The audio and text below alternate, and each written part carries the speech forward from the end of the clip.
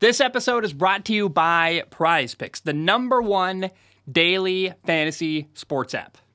Oh my goodness. Good morning, good afternoon, whatever it is for you. I hope you're having a fantastic day. My name is Zach Schomler. This is Strong Opinion Sports, episode 618. Welcome in. I am your favorite podcasting plumber. I don't know, it's kind of fun to say. I don't know. I had a weird day at work. Life's good. I'm happy. I don't know. I'm really happy to be where I am, doing what I'm doing. I should say, I saw this weekend Hawaii football beat Air Force. And what I didn't realize about that game, it's a rivalry game. So because there's no natural border rival for Hawaii, I guess the game you play for like a statue or a plaque, there's like some little trophy, I guess. We beat Air Force and we won some trophy. And I was like, man, I guess that makes sense that the natural rival of Hawaii would be the military. But that's also like hilarious and weird. I was like, oh, that's all right. That makes sense, I guess, if you think a little bit. But you're like, that's awful and weird, I guess, too. Welcome and hope your life is good. Today is going to be long and fun. I hope your week has been good. I'm excited to talk about football today. I do want to give a recommendation, song of the week real quick. There's been a song that I've been playing way too much. I love this song. It is called Suburban Legend by the band Dury. Dury is amazing. They got that song, My Mama Always Said I Would Forget It. Who's Laughing Now? It's great. I recommend Who's Laughing Now. But the song of the week is Suburban Legend, a song that they more recently put out, not to be confused with the song Suburban Legends, which is a Taylor Swift song, although I would imagine if I were them, I would use that name for SEO. Say, hey, if people look up Taylor Swift and they accidentally find our song, whoops, not the end of the world. In a world where marketing is hard and you got to use TikTok and crap, I don't know, it's hard to get people to look at your stuff. And so, again, Suburban Legend by Dury, highly recommend it. Before we do anything today, I got to tell you about today's sponsor. We have two today. I'll do one now and one later. But first, I got to say, Prize Picks is the #1 daily fantasy sports app. Prize Picks allows you to make an entry based on player projections and in 60 seconds. You could enter something like George Kittle, less than 5 catches, A.J. Brown, more than 100 yards receiving, and Jordan Love, more than 2 interceptions. And if your picks are right, you can win money. Making picks makes watching games more engaging, and you could turn something like $5 into $50. Prize Picks offers quick and easy deposits. You can even use Apple Pay, and they have weekly promotions that can lead to big payouts. For example, there's a weekly event called Taco Tuesday, where each Tuesday, Prize Picks discounts select player projections up to 25% to provide even more value. So put your skills to the test in daily fantasy. Go to prizepicks.com/CLNS and use code CLNS for a first deposit match up to $100. That's prizepicks.com/CLNS, code CLNS for a first deposit match up to $100. Prize Picks, daily fantasy made easy. All right. You know what happened to me at work, by the way, today? We had our safety meeting, and my boss, Junior, was like, you know what, Zach? I need you to read the thing. And he gives me like this piece of paper about silica phosphate, and I had to read in front of all these dudes. I'm the only guy who doesn't speak like half pigeon, basically, at my job. It's like, a bunch of loco bradas and me. And, I got my very clear, silica phosphate is I sound like a stuffy George Washington to them, right? And they all make fun of me, call me like the bougie Howley. And I had to read this long safety document to everyone of it's like 30 people, and we're just outside having breakfast. And I don't know, I got made the guy who basically what it is like an ad read for whatever the safety thing is. So the same thing I just did, that voice, the broadcasting, reading an ad. I have to do the same thing every Tuesday morning now at our safety meeting, where I'm the guy who reads the, silica phosphate, if it gets in your lungs, is going to kill you. It's horrible. Wear a mask. You got to wear the thing to protect your lungs. And I don't know. I just do ad reads everywhere now. Let's jump in. I thought that absolutely the best game of the weekend in the NFL was the Detroit Lions beating the Chargers 41-38. The Lions won. They beat the Chargers. The Lions are now 7-2, which is, my goodness, so very cool to be able to say about the Detroit Lions. It's amazing. They have come so far.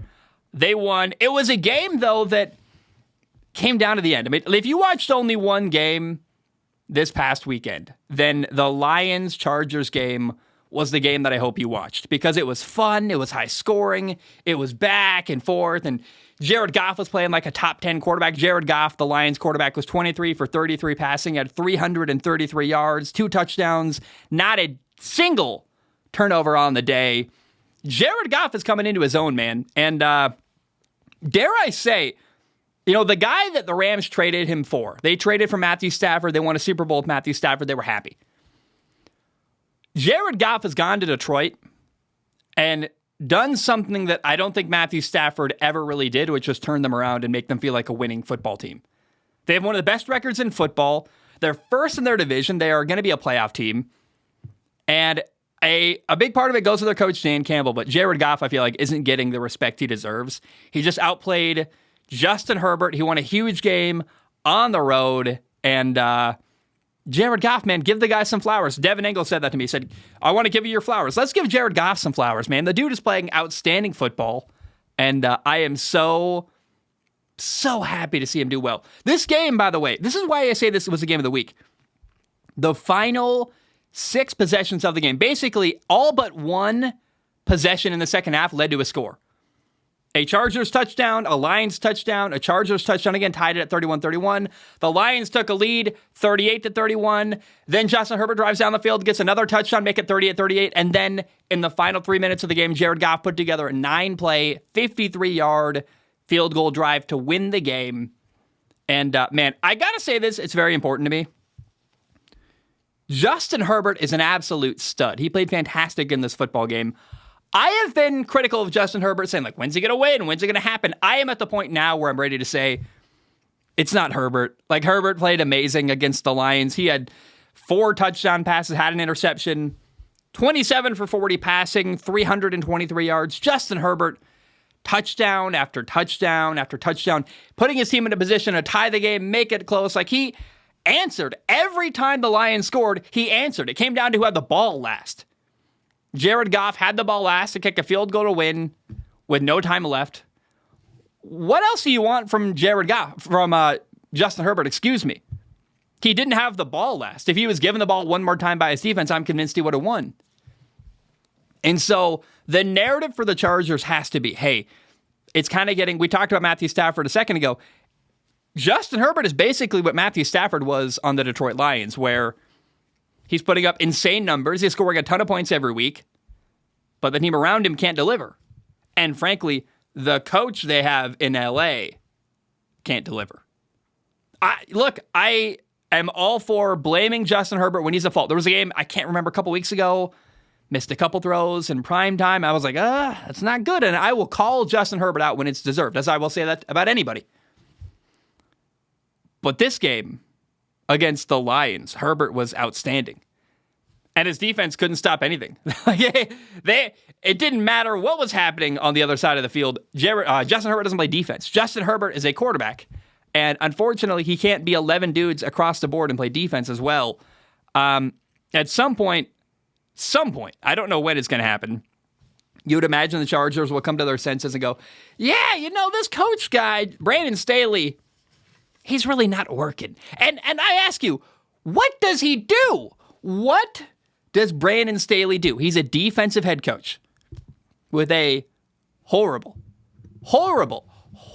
defense. The Chargers defense have the second worst defense in the NFL. Only Denver has given up more yards than the LA Chargers. What? And the guy who now I would say the Chargers are wasting the career of Justin Herbert coaching him by. They're coaching Justin Herbert, who is a unbelievable talent at the quarterback position. They're going to let this guy, Brandon Staley, this defensive head coach who can't seem to coach to save his life. They're not in a hurry to fire him. I don't get it. I don't know what's going on. I can only imagine after the year they will fire him for sure. I can only hope. But we're at the point now where it's not Justin Herbert's fault. And you people want to blame him. What's Herbert done? He's played great football for years now. And he's made mistakes here and there. I will always point out the mistakes. That's part of my job. But my goodness, man. Can we get Herbert some run support? Can we get him like a good defense? Maybe a good head coach? Maybe an offensive coach who can get the most out of his talent? I don't know, man. Maybe these are wild suggestions, but it seems like Brandon Staley, not working. And I don't know. I'm starting to feel like a broken record where I say the same thing every week, but I'm so tired of this, man. Herbert's awesome. He's not the problem. And yeah, man. By the way, for the Lions, their rookie running back, Jahmyr Gibbs, 14 carries, 77 yards, and 2 touchdowns. David Montgomery, their other running back, 12 carries, 116 yards, and a touchdown. Both of them had really big days. But Jahmyr Gibbs, a guy who I never called him a bust. I said it's ridiculous. I remember I literally went on a rant saying it's ridiculous to call this guy a bust after like 7 games of his NFL career. But I was going like, hey, it's weird Jahmyr Gibbs hasn't popped yet early on in the year. It's working now. He looks great. 2 touchdowns in this game, 77 yards. He's outstanding, man. He also caught 3 catches for 35 yards. Jahmyr Gibbs looks like a first-round running back. They're using him like one. Someone should tell Atlanta how to use a first-round running back, but the Lions have no concerns right now about Jahmyr Gibbs. He's awesome and looks like a home run of a draft pick in Detroit. The next game I want to talk about is one we frankly don't need to talk much about. It was a blowout, which disappointed me. I was hoping we would have a good game here. The 49ers beat the Jaguars 34-3. And, I thought it was cool. I saw a sack where Chase Young and Nick Bosa sacked Trevor Lawrence at the same time, both getting half a sack. And you're like, oh, Ohio State, baby. They're back. Very cool. It's a much-needed win for the 49ers. The 49ers are now 6-3. So are the Jaguars, by the way. They are also 6-3 after this game. But I was hoping this could be a good, fun, competitive football game, and it was totally one-sided, man. The 49ers ran away with it. George Kittle had a long touchdown. Deebo Samuel, Brandon Ayuk, Kyle Juszczyk. Everyone had a touchdown, basically, on the 49ers, except for Christian McCaffrey, who he was tied for the record of most consecutive games in the NFL ever with a touchdown. He had 17 games in a row with a touchdown. This would have been number 18, and he did not get a touchdown. He tried, by the way, at the end of the game, on the goal line. They gave him the ball 3 times in a row. They couldn't score. They tried to get Christian McCaffrey the ball. Sam Darnold was in. He's throwing flat routes to Christian McCaffrey. Like, they're up by a ton. So that streak comes to an end. He ties, I forget, some old-timey guy I don't remember the name of, with 17 games in a row with a touchdown, which is just absurd. And, I don't mind that the record's tied. You'll always remember McCaffrey for this crazy streak. That's very cool. The disappointing thing is the Jaguars, right? Like, yeah, Brock Purdy played great. He looked really good. The 49ers quarterback, everyone scored. Everyone's happy. The 49ers defense looks great. They're 6-3. They finally look like they're back on track. Like, cool. We'll see what the rest of the week and the year holds for them. Who do the 49ers play next? Let's find out. Let's look at that up. 49ers next game, they play Tampa, then at Seattle, then at Philly, then Seattle again. So kind of a tough stretch coming up for the 49ers. They'll probably handle Tampa quite easily. Easily is the wrong word there. Comfortably, maybe. Easy versus comfortable. I think they'll be okay, though. Fourth quarter, they'll have a lead. They'll be secure, I would imagine, against Tampa this next week. But then you got kind of a gauntlet. Seattle twice, and the Eagles. We are going to learn so much on December 3rd when the 49ers play the Eagles. I cannot wait. There's a floaty in front of me. And, man, I want to find out. There's a thing floating in front of the camera for you audio-only listeners. But the Jaguars, man, total goose egg. 3 points against the 49ers. Lost 34-3. Trevor Lawrence got sacked 5 times. He had 2 interceptions and a fumble. The Jaguars had 4 total turnovers on the day. Trevor Lawrence, man, I remember being very clear when he was coming out. Everyone's calling him a generational talent. And I was like, I think that the best quarterback I've ever seen coming out of college was Joe Burrow. Ever. I don't think Trevor Lawrence had... So I remember at the time kind of contesting that thought.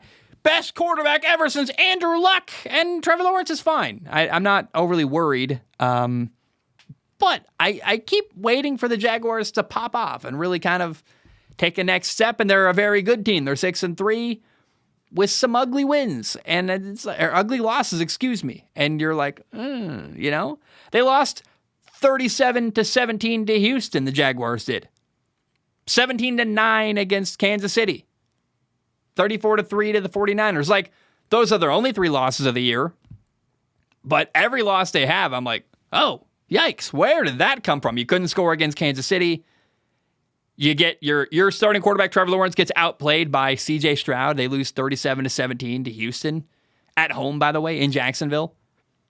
They get obliterated by the 49ers, 34-3, which I thought was going to be maybe I think you got 2 playoff teams, the 49ers and the Jaguars. I thought it was going to be a close game and a good game. There's some problems right now in Jacksonville. They're not where they want to be. And I said that going into the year. I said, look, the Jaguars are still a year away from really being a deep playoff run team that's going to have a Super Bowl potential. They're a really good team right now. They're heading in the right direction. They probably should win their division, although Houston kind of coming out of nowhere. It looks like they might steal that. But certainly right now, the Jaguars are a bit concerning is not the right word, but they leave something to be desired. And I think what they need is another great pass rusher or two. I haven't loved what their number 1 overall pick has brought to the table. And so we'll see, man. I'm really interested. Travon Walker's been okay, not great. He's an edge rusher with 3.5 sacks this year. That's a number 1 overall pick. Don't love that. Was hoping you would be more productive at this point of his career. 7 sacks in 2 years and 24 games. That's not great. And, the Jaguars, like I said, I think they're still a player or 2 away from making a deep playoff run and being potentially a Super Bowl team. Let's go down my list. What have I talked about? The 49ers and the Chargers. Houston, man. Houston really impressed me this weekend. The game that I thought, Lions-Chargers was a great game. That was going to be awesome.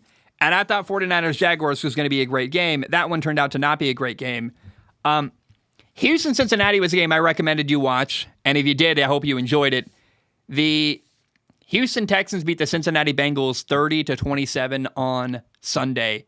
And oh my goodness, it was so much fun. I loved it. The story of the game has to be that C.J. Stroud did it again. Puts together this really insane drive at the end of the game to win. For the second week in a row, by the way, C.J. Stroud has put together a game-winning drive in the fourth quarter, in the final 2 minutes of the game, after the 2-minute warning. C.J. Stroud was 23 for 39 passing at 356 yards, 1 touchdown, 1 interception. He also ran for a touchdown, had 2 fumbles, though. So 3 turnovers on the day. Not great. You don't love that, but throwing for a ton of yards, looking really good. And when it really mattered most, C.J. Stroud delivered for the second week in a row. How insane is that? I remember saying I thought C.J. Stroud was going to have kind of an ugly year this year, and I thought of all the rookie quarterbacks, he was going to have the hardest path, actually. Boy, was I wrong, right? I thought eventually it was going to work. I really did. I go back and listen. I said eventually it's going to work for C.J. Stroud and DeMeco Ryans in Houston. But I didn't think it was going to happen immediately. Not at all. I'm blown away. I'm excited. It's very cool. And, man. So, Houston is now 5-4. They got a winning record. I don't remember what I predicted. I think I predicted they would win 2 games, 3? Well, let's look it up. I want to find out. What was my prediction for the Houston Texans going into the year? I predicted Houston would win, let's see, 2 games. Oh man, I had them going 2-15. Last in the AFC. The only team that was worse was the Cardinals at 1-16 in my predictions, which also was totally wrong. Houston, overachieving, look way better than I thought. They knock off the Cincinnati Bengals. A lot of people are concerned about the Bengals. I think that those are people who don't understand how good right now this Houston Texans football team is playing. They're great. They're doing really good stuff. I think Houston is outstanding. They look well coached. Their young quarterback is incredible. Devin Singletary, Houston's running back, ran for 150 yards and a touchdown on 30 carries. Like, the offensive output in this football game is incredible. And to do that to a Lou Anarumo defense in Cincinnati is crazy. I really can't say enough good things about Houston's offense, what they're doing. Bobby Slowick, the offensive coordinator there, kind of an L last name. Slowick is not the last name I would want. But, man, 544 yards of total offense is ridiculous. And really great day for C.J. Stroud and Houston. Now, Joey B, Mr. Joe Burrow, 2 interceptions on the day. they lose. The Bengals are also 5-4. You don't love that. And I understand people are concerned about Houston or about Cincinnati. I'm not too worried. I think they're fine. I think Joe Burrow looks great. If the playoffs started today, Houston would be the number 7 seed and Cincinnati would be the number 8 seed and just miss the playoffs. There's a lot of football left. I mean, in the same breath, Buffalo is 5-5 and number 10 right now in the NFL. So I don't have the panic button ready to go in Cincinnati, but that's a game that I think was winnable for Cincinnati. They didn't get many stops on defense, and they got a lot of turnovers, so you'll have that, but the offensive production for Houston was great. And Cincinnati, man, the Bengals tied it with 1:33 left and lost. Joe Burrow did his job. I'm not too worried about the Bengals offense. But they had a really horrible start to the year. They're overcoming that. This is a loss where, they won 1, 2, 3, 4 games in a row. They started 1-3. They're working their way back. And as you come back, you're not going to win every game of the year. And this is one where a really good team got them. What's interesting about Cincinnati coming up, next week they play at Baltimore. Baltimore is a really good football team. Baltimore is a Super Bowl contender, I would argue, who just got beat, by the way, by Cleveland. That's a massive game for Cincinnati. How does Cincinnati handle being on the road at Baltimore next week against a really, really good Ravens team? The crazy story in the NFL right now is Josh Dobbs, the Minnesota Vikings quarterback. I'm very proud of this from me. If you go back and listen to earlier episodes, I have never said Josh Dobbs is amazing. I still think he's got limitations, and I think the thing people don't realize about playing in the NFL, backup quarterbacks are not that far apart from starting quarterbacks. Like, the difference between a starting quarterback and a backup quarterback is honestly like a couple physical traits and maybe, slightly higher consistency, right?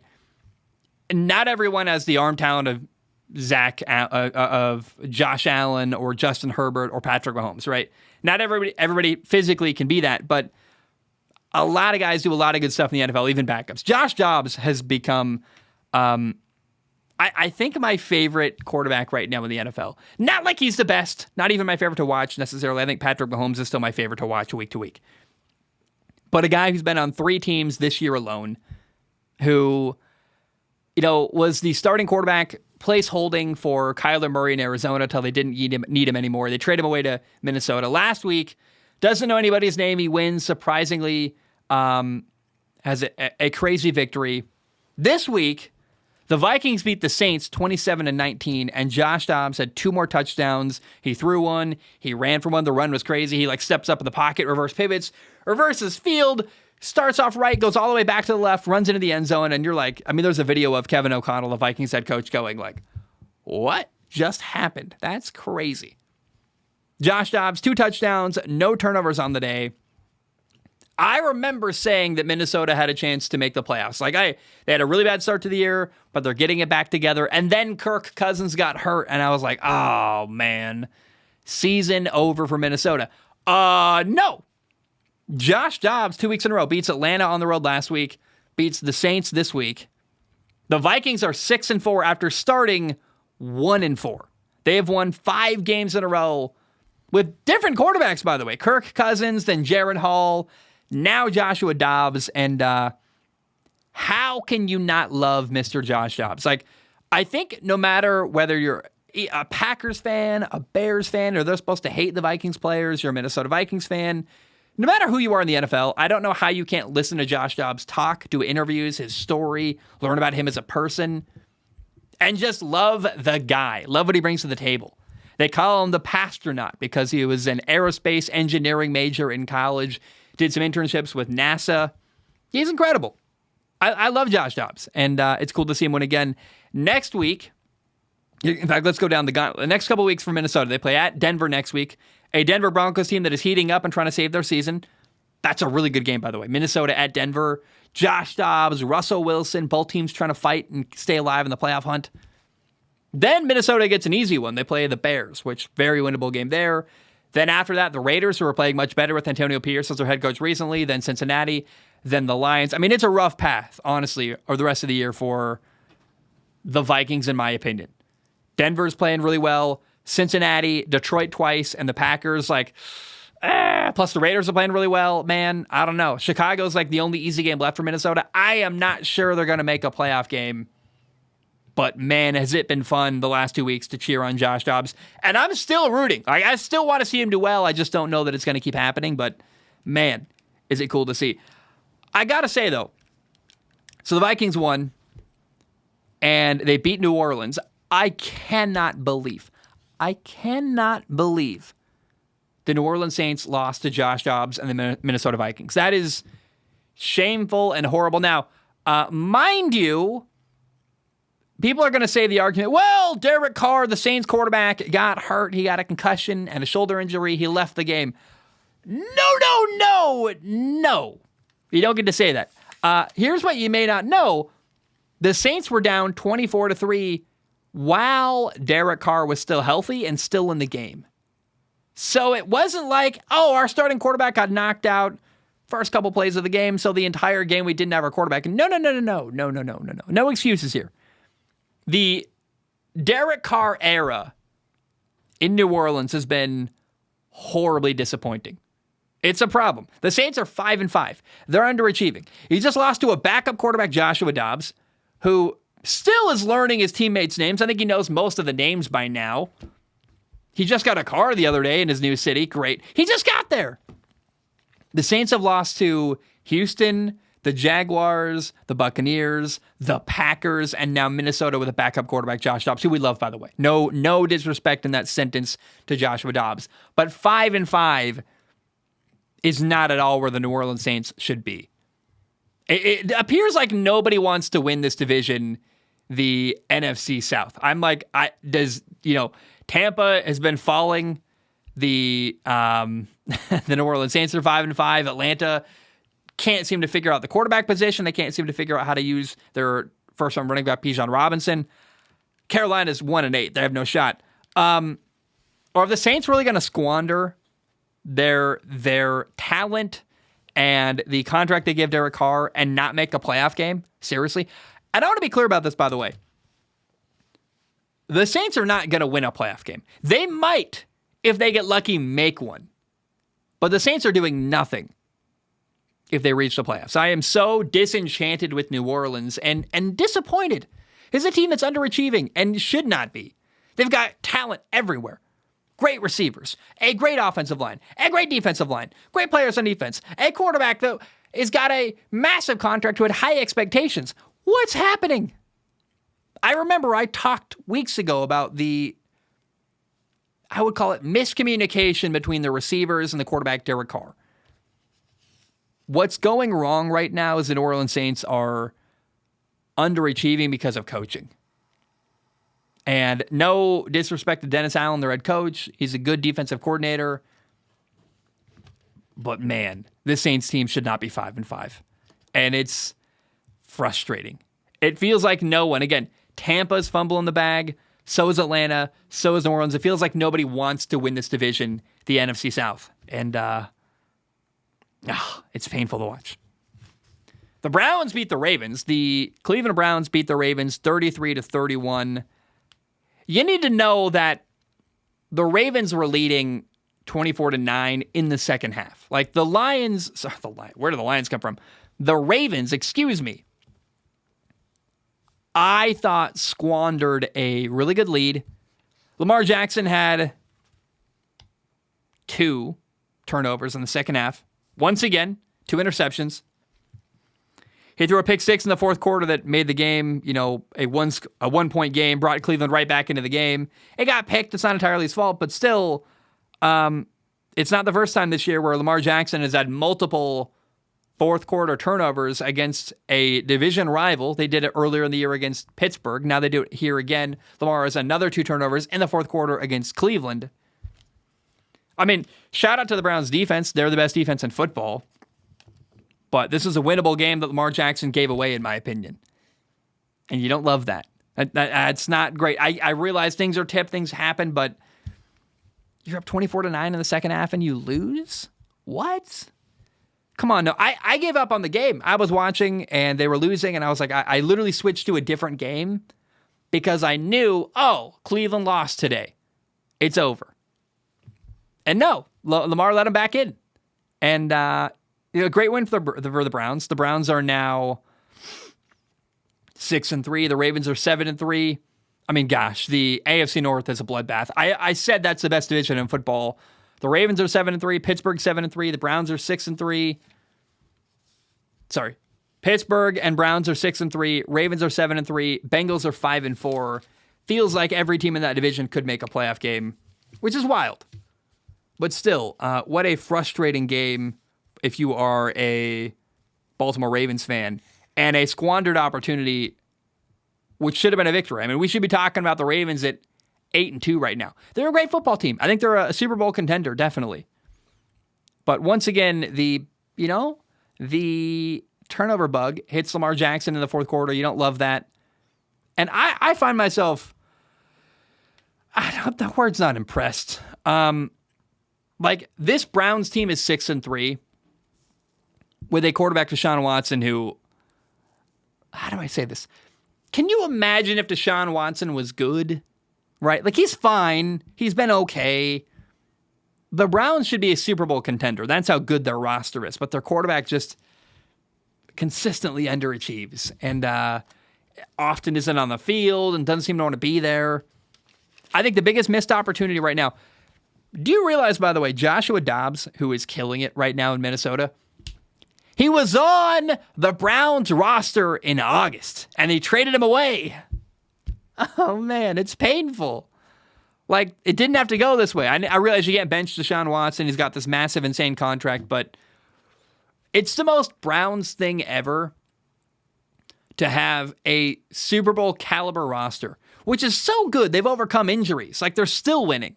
They're beating teams they have no business beating because of how good their team is around this quarterback. But they gave this quarterback, Deshaun Watson, a massive contract, a sketchy dude with a rough past, which I am not pointing any fingers. I don't have that kind of rough past, but my goodness, Deshaun Watson, that's the guy you give, a endless amount of money, an amount of money I can't even imagine. I can't even, that much, 200, how much, an insane contract, totally fully guaranteed. And that's what happens here. They have a Super Bowl caliber football team with a quarterback who is just okay, who's monumentally overpaid that they can't get rid of. Most Browns thing ever. Can you imagine if the Browns had a great quarterback, not an okay quarterback? Browns are a Super Bowl caliber football team held back by a very average quarterback. The rest of the year, the Browns play to the Steelers, then at Denver, then they play at the Rams, the Jaguars, the Bears, at Houston, the Jets, and at Cincinnati. So, that's a lot of winnable games. They'll probably beat the Bears. They'll probably beat the Rams. They can beat Denver. The Jets, they should win. We're looking at a playoff team, I think, in Cleveland. The question is, as the year comes to an end, they play at Houston, by the way, Deshaun Watson's former team, on December 24th, the day before Christmas. How does Deshaun Watson play at the end of the year? Does he start getting hot by, they play Chicago on December 17th. Chicago, Houston, the Jets, and Cincinnati. How does Deshaun Watson play? Can he get hot at the end of the year? I have given up on waiting for Deshaun Watson, and it just feels like this is a great, great Cleveland Browns team held back with an average quarterback. Something happened on Monday Night Football, man. The Buffalo Bills lost to Denver 24-22. So many things about this game from the Buffalo Bills' perspective. It's kind of shameful, definitely sad, and a team that's underachieving, in my opinion. First of all, you got to talk about the way the game ended. I think the way that the Bills lost is a shameful way to lose a game. Denver lines up. They are down 22-21, down a point. They need a field goal to win. They kick a field goal, they miss. However, the Buffalo Bills, on the final kick of the game, the final field goal, had 12 players on the field. which is just a penalty that simply cannot ever happen. But definitely, for sure, can never happen when your opponent is kicking what's going to be the game-winning field goal. Denver misses and then gets a second chance, and with the second chance, they make the field goal. They win. Horrible way to lose if you are the Buffalo Bills. On top of that, Bills quarterback Josh Allen has not one, not even two, but 3 turnovers on the day, 2 interceptions. One was tipped, not a great decision. The second interception was just bad. It led to points for Denver. Then they had a fumble in the third quarter.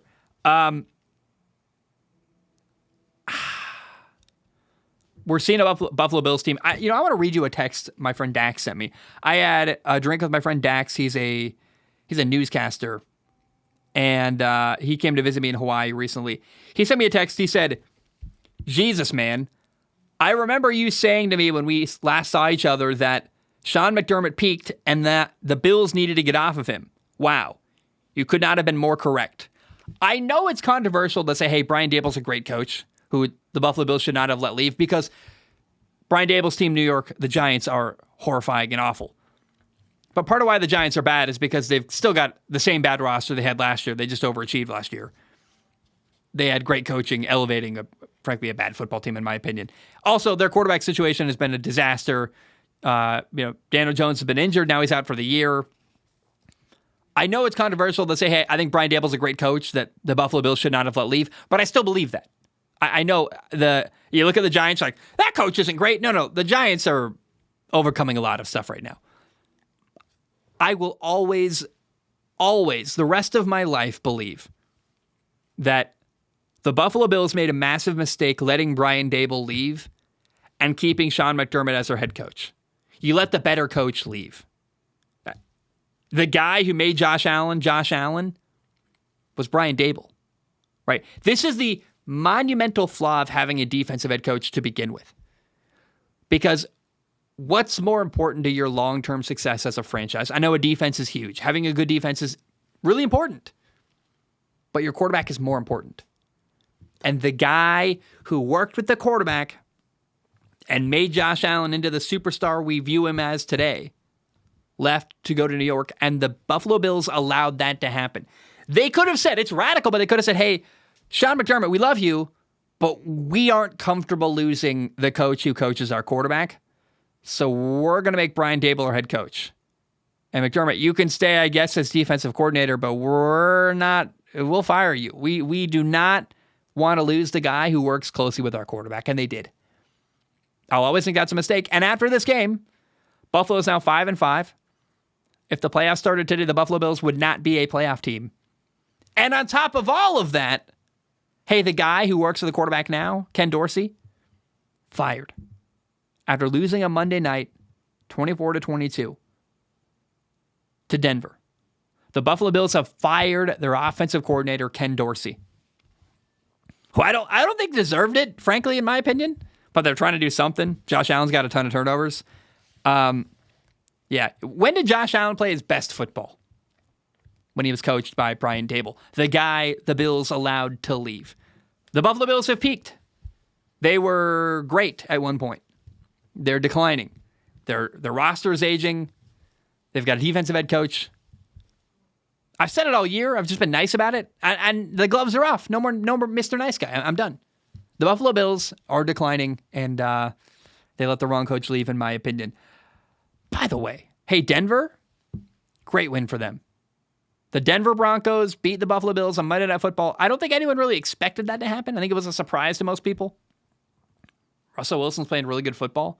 Russell Wilson, the Denver Broncos quarterback, I thought early on in the year got unfairly blamed for a terrible defense.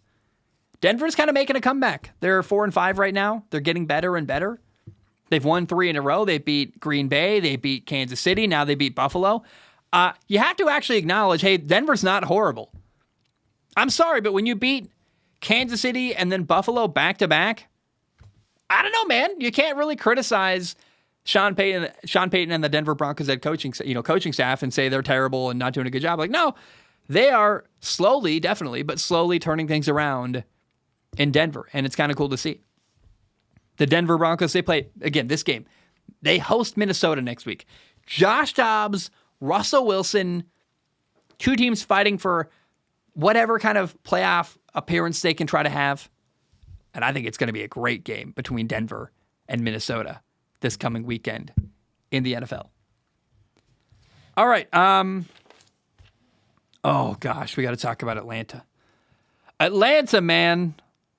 Oh, my Lanta. That's what we'll say, right? Instead of, oh, my goodness. I had my ex-fiance said, oh, my Lanta, which I never understood where it came from, but I liked it. It was a fun phrase that I've never used since then, actually. It's kind of sad. People come in your life and you get really close to them and you've got all these inside jokes with them. And then when they leave, you don't have the inside jokes anymore. You just have the memories. It's so sad. But it's kind of messed up. You're like, man, I'll never be able to say, oh, my Lanta to anyone and have them understand why I'm saying that. Dude, you know the story here. So the Arizona Cardinals beat the Atlanta Falcons 25-23. It's a cool moment. It was Kyler Murray returning to play for the Arizona Cardinals, back to being their starting quarterback. And in his first ever game back, Kyler Murray leads a game-winning drive, which is very cool to see. They were down 23-22. He led an 11-play, 70-yard field goal drive in the final 2 minutes and 33 seconds of the game. They kick. They win 25-23. Kyler Murray, first game back. Game at home, by the way, in Arizona. Kyler Murray was a hero. And the way it went down, he made a crazy play on third down where he ran around, extended a play, 3rd and 10, 42-yard line. He escapes the pocket, runs around for a big gain, runs for 13 yards on 3rd and 10, gets a first down, leads to them kicking a field goal to win the game later down the road. You'll love to see it, man. It's very, very cool. It's awesome. And I think it's a cool story, man. Kyler Murray coming back, having a game, not having his best game. No touchdown passes, had an interception, did run for a touchdown. 19 for 32, 249 yards. I've seen Kyler Murray play better, but for a guy playing in his first game back after a torn ACL, I can't believe the 3rd and 10 run in the fourth quarter on that final drive. I didn't realize that Kyler Murray would be able to move that way in his first game back. They really did let him fully heal, which is, running around, he looked great. So good for Kyler Murray. Hey, at least, here's what I can say about Atlanta. They gave Bijan Robinson the football. Their first-round running back. They gave him 22 carries. He had 95 yards and a touchdown. He also caught a pass. They threw him 2 balls. What's the most infuriating thing about the Atlanta Falcons? I so badly wish I could. I'll never get access, right? I probably will never be a football coach ever again. But man, can I please have the keys to the car in Atlanta? Is anyone crazy enough to hire me? I'll hire good people who know more than me, I promise. But what I know very clearly, you got Drake London and Kyle Pitts at receiver and tight end. Why are we not using them more? I just am baffled at the way that the offense is designed in Atlanta. It's frustrating. It's weird. I get they're a run-heavy football team, and they don't seem to trust their quarterback, but I don't think Arthur Smith, the head coach in Atlanta, has ever trusted any quarterback he's ever had. So at that point, is it a quarterback problem or a coach problem? I think it's kind of on the coach for just simply not trusting his players. And I think that philosophy is horrifying and not going to work. And it's frustrating, man. By the way, we should talk about this. I kind of passed over it. Buffalo Bills receiver Stephon Diggs appears to be upset with what's going on in Buffalo. His brother's sending a lot of not-so-cryptic tweets, kind of complaining, saying, hey, Josh Allen didn't get good until Stephon Diggs got there. I don't know. We've seen before Stephon Diggs unhappy with what's going on in Buffalo. I would not be shocked if Stephon Diggs got moved at some point or took off and got out of Buffalo. I don't know where he'd be more happy. I think Josh Allen's pretty good. But Josh Allen does have a lot of turnovers. I feel like I skipped over that too. Josh Allen has 26 touchdowns this year, but Josh Allen also has 15 turnovers. How many games have they played this year? The Buffalo Bills are 5-5. They played 10 games. Josh Allen has 15 turnovers in 10 games this year. That's unacceptable. That can't happen. Especially not when the dude in the rookie quarterback in Houston has so few turnovers this year compared to touchdowns. I mean, CJ Stroud this year, 2 interceptions and, let's find it, a fumble. That's it. I think he's got 2, actually, because he had He's got at least 3 fumbles because he fumbled twice on this week. So I don't know if that stat's updated, but man, CJ Stroud can take care of the football, but Josh Allen can't. And I don't know why Ken Dorsey, the head coach, the offensive coordinator, took the blame. I don't know why he was the one scapegoated out of there. I don't know. There's a lot of problems right now in Buffalo. One of them, though, is that apparently their number one receiver, Stephon Diggs, is very unhappy. All right, I got so many tabs open right now. I got 1, 2, 3, 4, 5, 6, 7, 8, 9, 10, 11, 12, 13 tabs open on my computer in front of me. I need you to understand, I have raging ADHD for sure. My brain always feels like this, like the same way that there's just a bunch of tabs open on my computer right now. There's always a lot of things going on in my head, and I am constantly getting pulled in a bazillion different directions. And it's a weird way to live, man. I want to try it's not address. It's people say Addy. I want to try that to see what would happen to my brain, because I am so convinced I've got ADHD. And the best analogy for how my brain works, again, is that the same way my computer has 13 tabs open right now, my brain is the exact same way. It's always got so many things going on, and it cannot, frankly, keep up with what else is going on around me. Man, the Steelers won again, by the way. The Pittsburgh Steelers beat the Green Bay Packers 23-19. It gotta be said, man, this is gonna be one of the best years, I think, when you look back on the career of Mike Tomlin, the Steelers head coach. Mike Tomlin has an offense that's frankly inept. They're getting gained in every single game they play, and they're still winning. The Pittsburgh Steelers being 6-3 is absurd. I have talked about how Mike Tomlin is like a B-tier coach. He's not as good as Sean McVay or Mike McDaniel. I'm ready to kind of put that even to an end and say, hey, Mike Tomlin maybe deserves even more respect than I've been giving him, because to have the offense they have in Pittsburgh, which is ineffective and boring, and your quarterback is so frustrating to watch, can't beat blitzes, missing throws with receivers open. The fact that Pittsburgh is 6-3 is insane. I can't believe it. And Jordan Love, the Packers quarterback in this game, had 2 interceptions in the fourth quarter on the final possessions of the game. Man, I really wanted to see Jordan Love kind of turn into a star quarterback this year. We're running out of time for that to happen. Jordan Love, at some point, it's got to click or not. And if by the end of the year he's still playing at this level, I think Green Bay is going to move on from him after this year, quite honestly. And there's going to be a lot of quarterbacks available, whether it's Kirk Cousins or I don't even know, man. It's going to be a really interesting quarterback market this year. The draft is going to be great. I don't know who the quarterback is going to be next year in Green Bay, but right now it's very possibly, and I would even argue very likely, the starter is not going to be 17 games of Jordan Love. I think that's, maybe they start in week 1 because the young guy they draft isn't ready. But the more I watch the Packers and the more hopeful I feel, I'm trying to put that energy out. I want to see Jordan Love become the starting quarterback in Green Bay. I don't think he's going to be their quarterback next year. Maybe he is week 1 while they get the next guy ready. If they trade for a veteran, definitely not. Or make a move in free agency. But I right now think it's very unlikely Jordan Love is still the quarterback full-time for 17 games next year in Green Bay. Seattle beat... Now, let's talk about this one first. The Raiders beat the Jets on Sunday Night Football. What a win, man, for the Raiders. The Raiders are now 2-0 since getting rid of Josh McDaniels.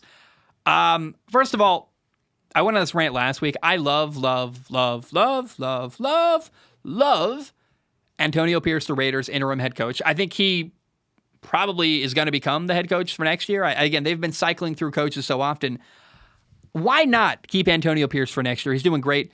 Similar to Josh Dobbs. Like, the question is about Josh Dobbs in Minnesota. Can Josh Dobbs play well enough as a starting quarterback filling in to become the full-time quarterback next year? Can Antonio Pierce do good enough to take on the full-time job as head coach next year in Vegas with the Raiders? I think he reminds me so much of, I said it last week too, Dan Campbell, the Detroit Lions head coach, where what he brings to the table is a sense of culture and environment. Players want to play for him. I think they fight harder for him. He's doing the right stuff. How do I say this properly?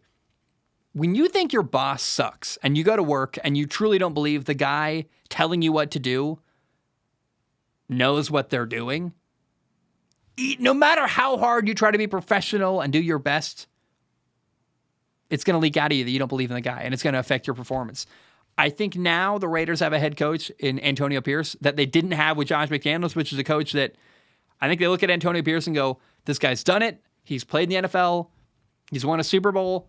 And, man, he's doing all the right stuff to take care of us. I saw a great story.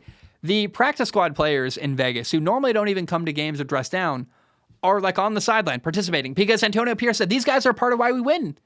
They're a part of this football team. They got to be included on Sundays, and I think that's really awesome and really cool. So Raiders beat the Jets, and gosh, man, I can't say it enough. I don't want to watch Zach Wilson play any more football.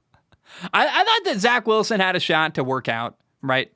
I think Zach Wilson sitting behind Aaron Rodgers for 2 years could have been that in 2026 or whatever the timeline is properly there. I think maybe 2025, even maybe, Zach Wilson could have taken over for Aaron Rodgers and been the guy. But right now, Zach Wilson looks like a backup quarterback. He's not playing great. He's trying. He's not doing horrible stuff, but Zach Wilson is no Aaron Rodgers. And I think that's the problem, right? It's not that Zach is total garbage. He was their leading rusher for the Jets. And he's trying. He really is doing his best. But when you know that Aaron Rodgers is out there, and I think Aaron Rodgers is going to come back for the Jets and then maybe play for the next 2 or 3 years in New York. I think this year not playing football, I would imagine for Aaron, has made him want to like triple down on, oh no, I'm not going away anytime soon. Aaron Rodgers is going to be the Jets quarterback through next year, the year after, probably even 3 more years after this. It's very possible to me. And all that time, maybe Zach Wilson's sitting on the bench, the backup quarterback. He's going to be cheap. They're going to, let him learn. I think they like him in the building. But it could not come any faster that Aaron Rodgers returns. And I just, this whole year is going to always feel like the woulda, coulda, shoulda team. That the Jets defense is fantastic.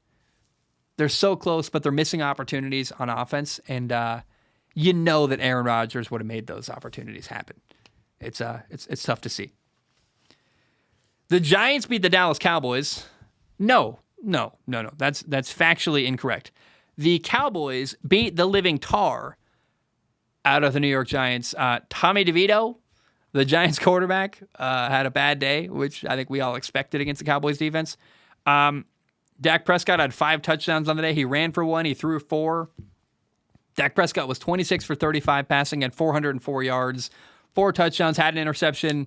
The Giants lost 49-17. The Cowboys obliterated the New York Giants. There's not much more to be said about that. I expected that.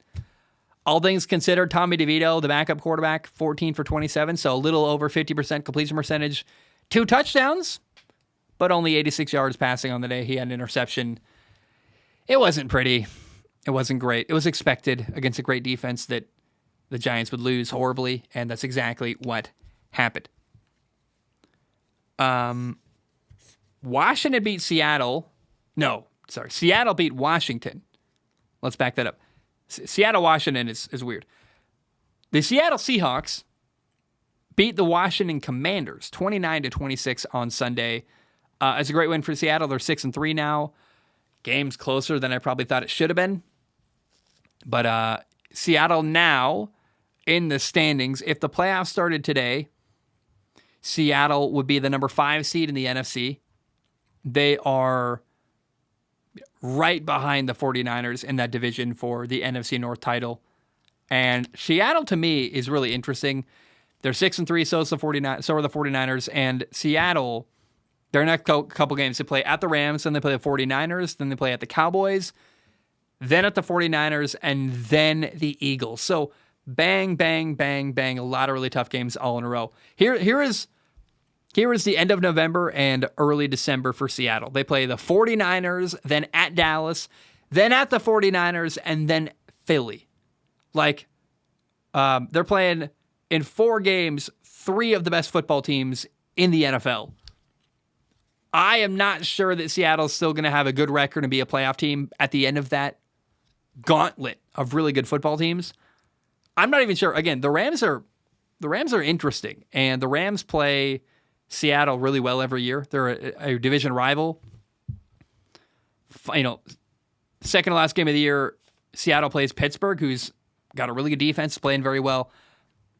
I want to say Seattle is going to make a playoff game, but right now my confidence level is shaky. I'm like, that gauntlet's really tough. November, December. The Steelers are a really good football team. I mean, if they win 1, 2, 3 more games and finish 9-8, I would not be shocked. I don't love that, but 49ers twice, Cowboys at Dallas, by the way, Eagles, Steelers, play at Tennessee. Will Levis playing pretty good. I don't know, man. I'm really worried that Seattle is going to miss out on a playoff game. And, I think they had a chance to have a convincing win over the Commanders and frankly didn't, in my opinion. The Colts played New England in Germany, and the Patriots lost once again.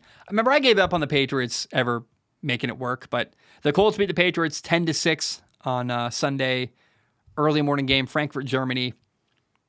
And, Gardner Minshew, fine. The story here is that they benched Mac Jones at the end of the game. They were down 4. They needed a win. And in a 2-minute drill, they took Mac Jones, their starting quarterback, out of the game and put in the backup quarterback, Bailey Zappi. All bad, man. The Patriots are like at an all-time low. I keep hoping and wishing and wanting to see Bill Belichick make it work without Tom Brady. But it's so true that without Tom Brady, they've eroded worse and worse, and now they've eroded so far that the house has fallen into the ocean. And things are not good at all right now in New England. Colts are 5-5. I think the Colts are like the least interesting team right now in the NFL. They've got a backup quarterback. They're not really going to win their division, I don't think. I like Gardner Minshew, but he's certainly not as fun to watch as Anthony Richardson. So, Colts fans, I would love to hear from you guys. What do you think the Colts are like? What's a good goal for the rest of the year if you're a Colts fan? If you're an Indianapolis Colts fan, are you just enjoying the ride? Like every game, you're like, if we win, it's cool. If we lose, it sucks. Are you just one game at a time? Like, what is the ultimate goal for this year right now, knowing that Anthony Richardson is out? I would frankly be kind of pissed every time my team won. If I knew my starting quarterback was not going to play the rest of the year, I'd be like, hey, let's lose every game. Let's have a number 1 pick next year. I don't really want to win any more games if I'm a Colts fan. So Colts fans, write in. What is your team playing for? What are you rooting for every week? What do you want to happen? I'd love to find out. All right, we got 2 more games I want to talk about from last week. First of all, the Buccaneers beat Tennessee 20-6. It's a really good game for Tennessee for Tampa, because Tampa was on kind of a losing skid. Tampa had lost 4 games in a row. They started really good at 3-1. Then they fell to 3-5. So now Tampa is 4-5. They're 1 game behind New Orleans, who is 5-5 right now, first in the NFC South. And I think that the rest of the year, Tampa's got a really good shot. They play at the 49ers next week. That's probably lost. But then they play the Colts, the Panthers, Atlanta, Green Bay, the Jaguars, the Saints, Carolina again. Like, there's a really good opportunity here for Baker Mayfield and the Tampa Bay Buccaneers to go they could have a bad record. They're probably going to be 4-6 after losing to the 49ers next week. So there's a good shot they make the playoffs with like a 9-8 record, right? I think they could even go as bad as 8-9 and probably still make a playoff game, given how just abysmal and underwhelming the Saints are going to be and have been this year. Tampa's still in it somehow, and a good win for them. And then Thursday Night Football, we haven't talked about it. I found it really uninteresting. The Chicago Bears beat the Carolina Panthers 16-10 on Thursday Night Football. There's a reason it's the last game we're talking about. Why is this a primetime game? This week in primetime football was just awful. Raiders, Jets, Panthers, Chicago. Justin Fields still wasn't back, but good win for Chicago, I guess. And I really don't know much more to say. I'm waiting for Justin Fields to come back. Bryce Young was not that good. I don't know, man. It's really frustrating, and I really am worried that Frank Reich is going to get fired. Worried's the wrong word. I probably should be hoping Frank Reich gets fired, the Carolina Panthers head coach. But, I think Bryce Young is getting drugged through the mud from people online. He's terrible. He's a bust. I'm like, look, I think he's a victim of expectations. People thought Carolina was going to be really good this year. I don't know why. I tried to, my friend Marcus Whitman, that franchise guy, gave me some optimism. I tried to buy into what he was saying. They got a great team around him. They're going to be good. I don't see it at all. And I think that before you throw Bryce Young to the wolves and say he's a terrible quarterback, let's just acknowledge that the team around him isn't great. There's a lot to be desired, and he could certainly have more help around him. So Panthers are 1-8, lost again. The draft happened. Let's look at the draft odds. Then that's the interesting part of this game is that, it's a team, the Bears have the Carolina Panthers first-round pick. So if the draft started today, Chicago's pick would be the number 5 pick, and Carolina would have the number 1 pick, which they would have to give to the Chicago Bears because of the Bryce Young trade when they traded up last year. That's wildly interesting. So if the NFL draft was today, the first 5 picks would be Chicago drafting number 1 overall, then the Giants drafting number 2 overall, New England drafting 3rd overall, maybe getting Drake May, something like that. The Arizona Cardinals draft number 4 overall, and then Chicago would draft again in the top 5, number 5 overall, with their 3-7 record, their own first-round pick. Wild, man. The Packers right now have the number 6 overall pick if the draft happened today. Would they draft Michael Penix Jr., Bo Nix, someone like that? That's an interesting thought. I think they would. Heavily, actually. What are the Packers going to do at quarterback next year? There is no way if Jordan Love doesn't have just the best end of the season we've ever seen, he's not keeping his job next year. The Packers organization has to find a replacement because it's not clicking for Jordan Love. And what are they going to do? Jameis Winston? No. Could Kirk go from Minnesota to Green Bay? That's an interesting thought. I think it's going to be someone like Cameron Ward or Bo Nix, Michael Penix Jr., like that. Interesting names right now. I think the question really is, where is Cameron Ward going to go? And unfortunately, Minnesota has a 21 overall pick. I don't know that Minnesota is going to be able to draft Cameron Ward, but if they can do that, have Josh Dobbs start for half the year, then make Cameron Ward their starting quarterback out of Washington State midseason, maybe end of the year, maybe not even next year at all, maybe do a Patrick Mahomes, let him sit for an entire year. I think Cameron Ward going to Minnesota is an ideal situation. But I don't know that he's going to fall that far. Because you got, Atlanta, Packers, New England, Chicago, the Giants, all of them are going to draft quarterbacks most likely. The Raiders, number 16 pick, 5-5. Winning is helping the Raiders, by the way. Every time the Raiders win, they're falling farther down the draft board and farther away from a quarterback they probably need, which is interesting and sad. So, I don't know, man. Wildly interesting to me. Let's talk about college football real quick. Don't have a lot to say about college football this week. First of all, in college football week 11, Michigan beat Penn State 24-15. Michigan was ranked number 3 in the country, Penn State number 10 in the country. Not a shock to me at all. I saw that coming. Penn State threw for 74 yards on the day. One of the guys who threw a pass was contributing to that 74 yards was a running back, Katron Allen. Katron? I don't know how you say that name. I'm so sorry. Without Jim Harbaugh, here's what's weird about this game. J.J. McCarthy did not officially throw a pass in the entire... They did call a passing play in the second half. One of them, J.J. McCarthy ran for a first down. The other one was a play that had a penalty, didn't count. So officially, J.J. McCarthy, the Michigan Wolverines quarterback, did not throw a pass in the second half of this game against the Penn State Nittany Lions. Wild to me. He was 7 for 8 for 60 yards on the day. But Blake Corum, the running back at Michigan, had 26 carries for 145 yards and 2 touchdowns. Donovan Edwards had another touchdown on 10 carries for 52 yards. Michigan just dominated up front. And I do wonder if some of that was what was going on is hey, Michigan's getting accused of sign stealing, all this stuff. I think Michigan's getting really tired of people saying they're winning because they're cheating. when I think the reality about Michigan football is that they're just dominating people up front. I mean, they got the best quarterback in the Big Ten. They're incredible up front. They're winning in the trenches. And so maybe part of why I don't know if J.J. McCarthy's injured or not. We really don't have any information on that yet. But I wonder if maybe what's going on at Michigan is, they had an interim head coach, sure. But also maybe they're saying, hey, we don't even need to throw the football to win. We are physically imposing. That is what our brand of football is this year. And maybe instead of accusing us of cheating, appreciate how good we are up front. I want to say I could not, and pardon my French, I could not give less of a fuck about the Michigan sign stealing stuff. I just simply do not care.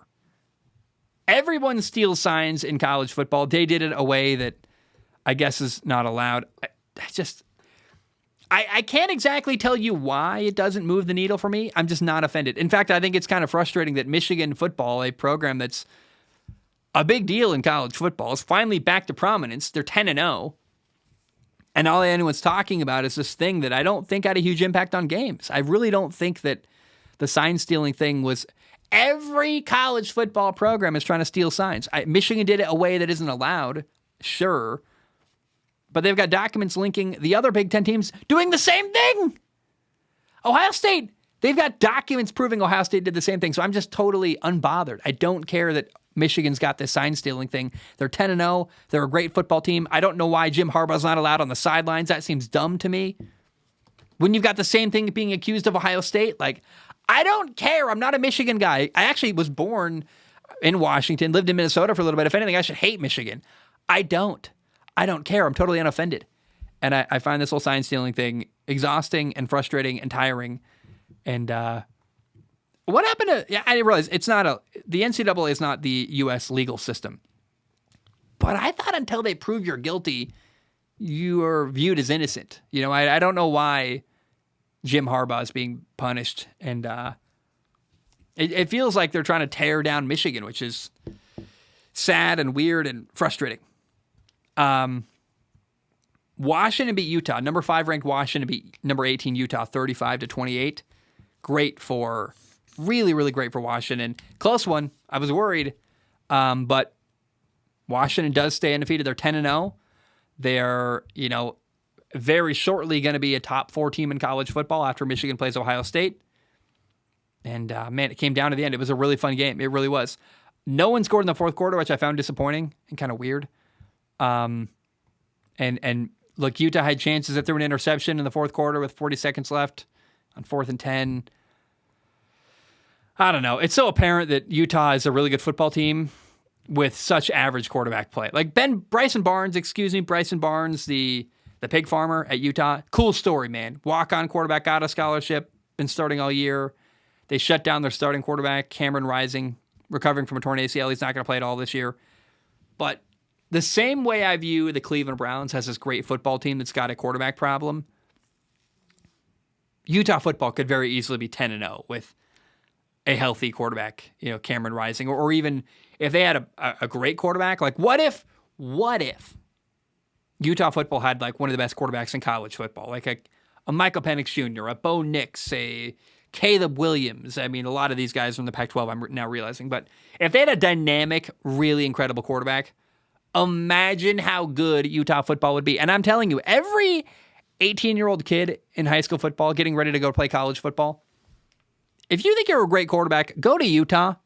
They play great defense. They run the ball well. All they need is an elite quarterback. And if anyone ever goes to Utah and realizes the potential they have, Utah football is going to be really, really, really dang good.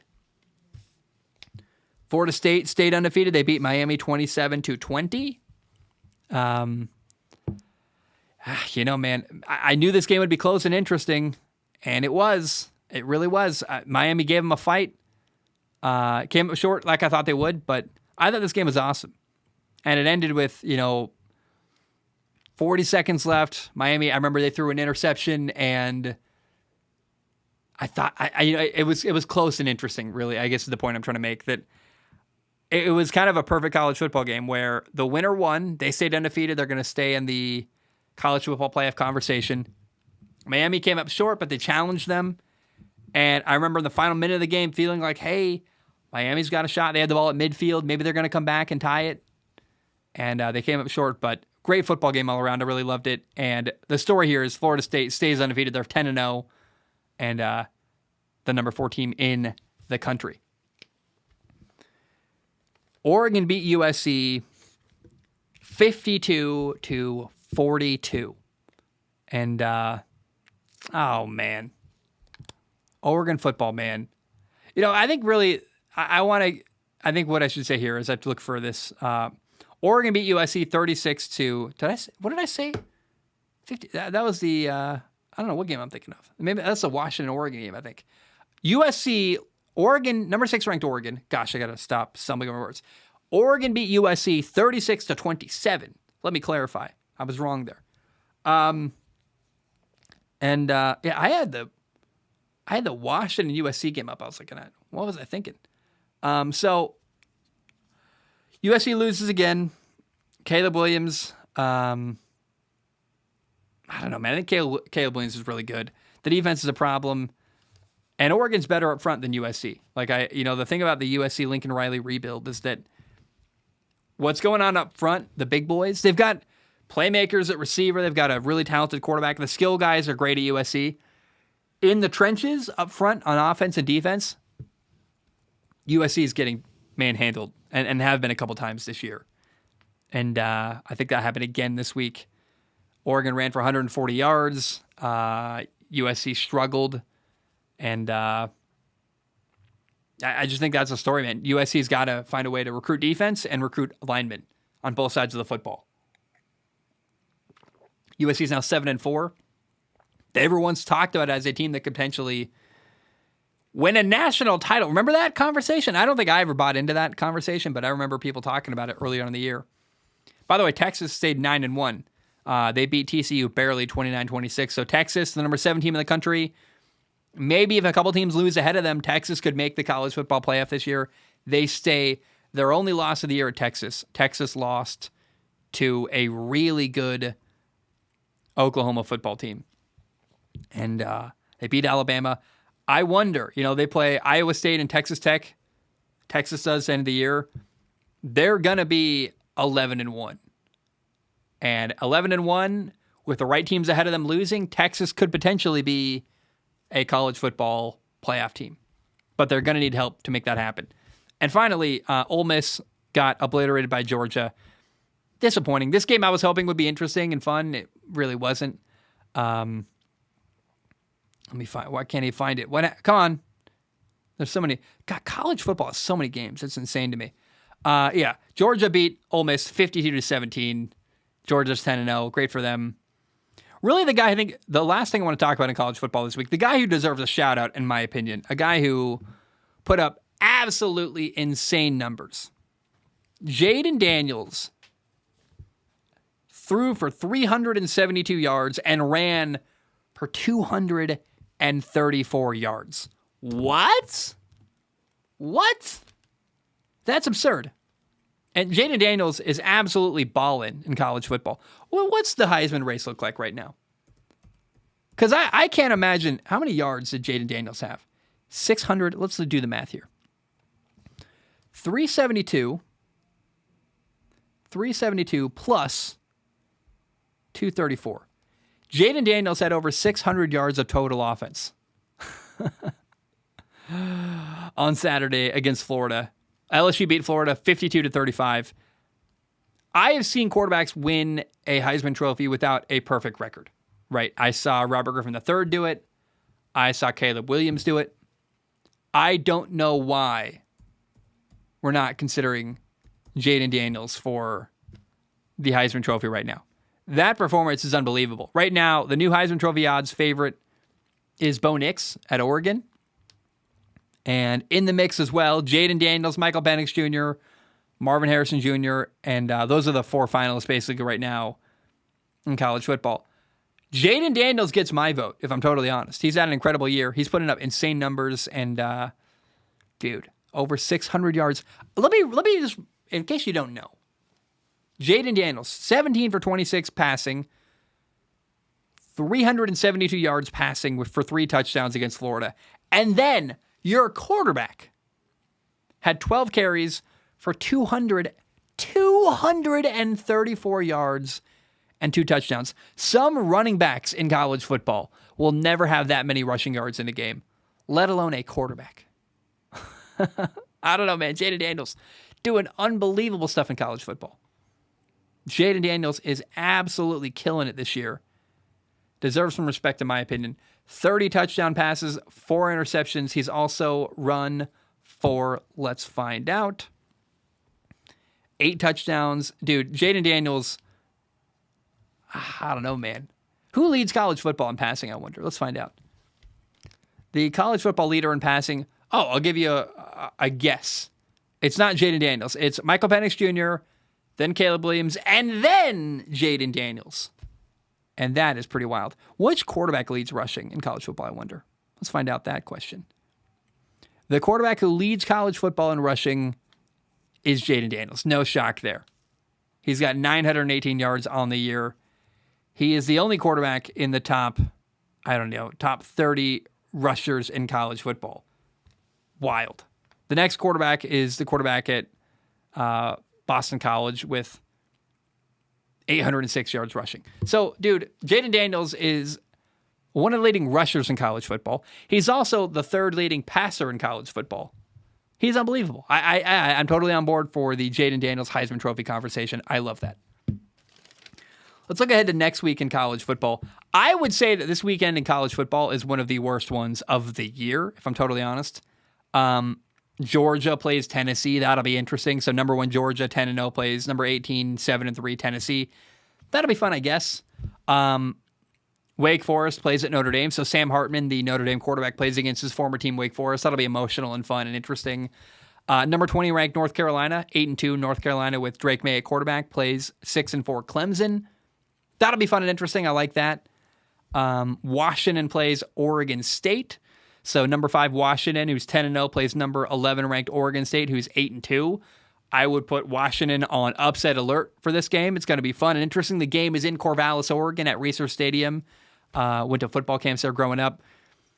Washington, man, had a close one against Utah this past weekend. Can Washington stay undefeated? Tough game on the road for Washington coming up. They cannot fumble the bag, man. They got to stay undefeated to make the college football playoff. They play at Oregon State, and then the final game of the year after Thanksgiving, they play Washington State at home in the Apple Cup. So 2 more games left for Washington, and the Pac-12 title game. Can Washington stay undefeated to end the year? That's really it. Oh, I guess Kansas, number 21 ranked Kansas State plays at number 25 Kansas. They're both 7-3, both top 25 teams. The Kansas rivalry game. I don't even know what they call that. What's the Kansas rivalry game called? Kansas rivalry game. Nope. I see River rivalry game name. I wonder what they call it, like the Independence Cup or something. I have no idea. The Border War. And that's Kansas, Missouri. I don't think there's got to be a name, but I can't find it. The Border Showdown. That's Kansas against Missouri, though. Kansas, probably Kansas State. Kansas State rivalry game name. They call it the Sunflower Showdown, which is, I think you could have done better there. The Sunflower Showdown. Really? Okay.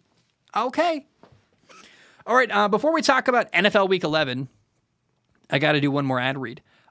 This week, the show is brought to you also by Factor Meals. Go to factormeals.com/SOS50 and use code SOS50 to get 50% off. That's code SOS50 at factormeals.com/SOS50 to get 50% off. Dude, it's such a good deal. I think food is, I would, very carefully say it's a necessity. And food at a low cost, 50% off, is a big deal. On top of that, what Factor Meals allow you to have is food that's really good, high quality, and quick. You know what I do in the morning? I wake up at 5 in the morning. I shower. I try to get my bathroom routine all done before my roommate gets up to go to her job. So I get up at 5, I shower, and then I make breakfast. And breakfast takes like 45 minutes. It takes a long time for your boy, Zach. I make eggs, some kind of meat, Spam. I'll admit hot dogs sometimes, rice, a lot of hot sauce. I love it. I love it. Spam, rice, hot dogs, whatever you want to, whatever the meat is, and then eggs. That's your boy Zach's meal every morning. And it takes a long time. You know what I would love? Really affordable food that's easy to heat up and doesn't take me 45 minutes to prepare. And it's good. Natural ingredients, good stuff for you. They can match whatever you're looking for to get out of it, whether you want just good food, maybe you want some kind of diet. They can match whatever you're looking for and give you food that meets your needs. But if you want to find cheap food that is affordable and can be prepared quickly, which I know look, we're running around. It's fall. It's busy. You're doing whatever you got to do. You're trying to make your family happy, going to Thanksgiving and stuff. You're trying to get ready for Christmas. Factormeals.com/SOS50. Factormeals.com/SOS50 and use code SOS50 to get 50% off. That's code SOS50 at factormeals.com/SOS50 to get 50% off, which to me, look, I know some of y'all out there, you use DoorDash. You're ordering food from delivery services. This is so much cheaper. It's faster. It's right there ready for you. And it's high quality food. All you got to do is heat it up. And some of the stuff they got, what do they have?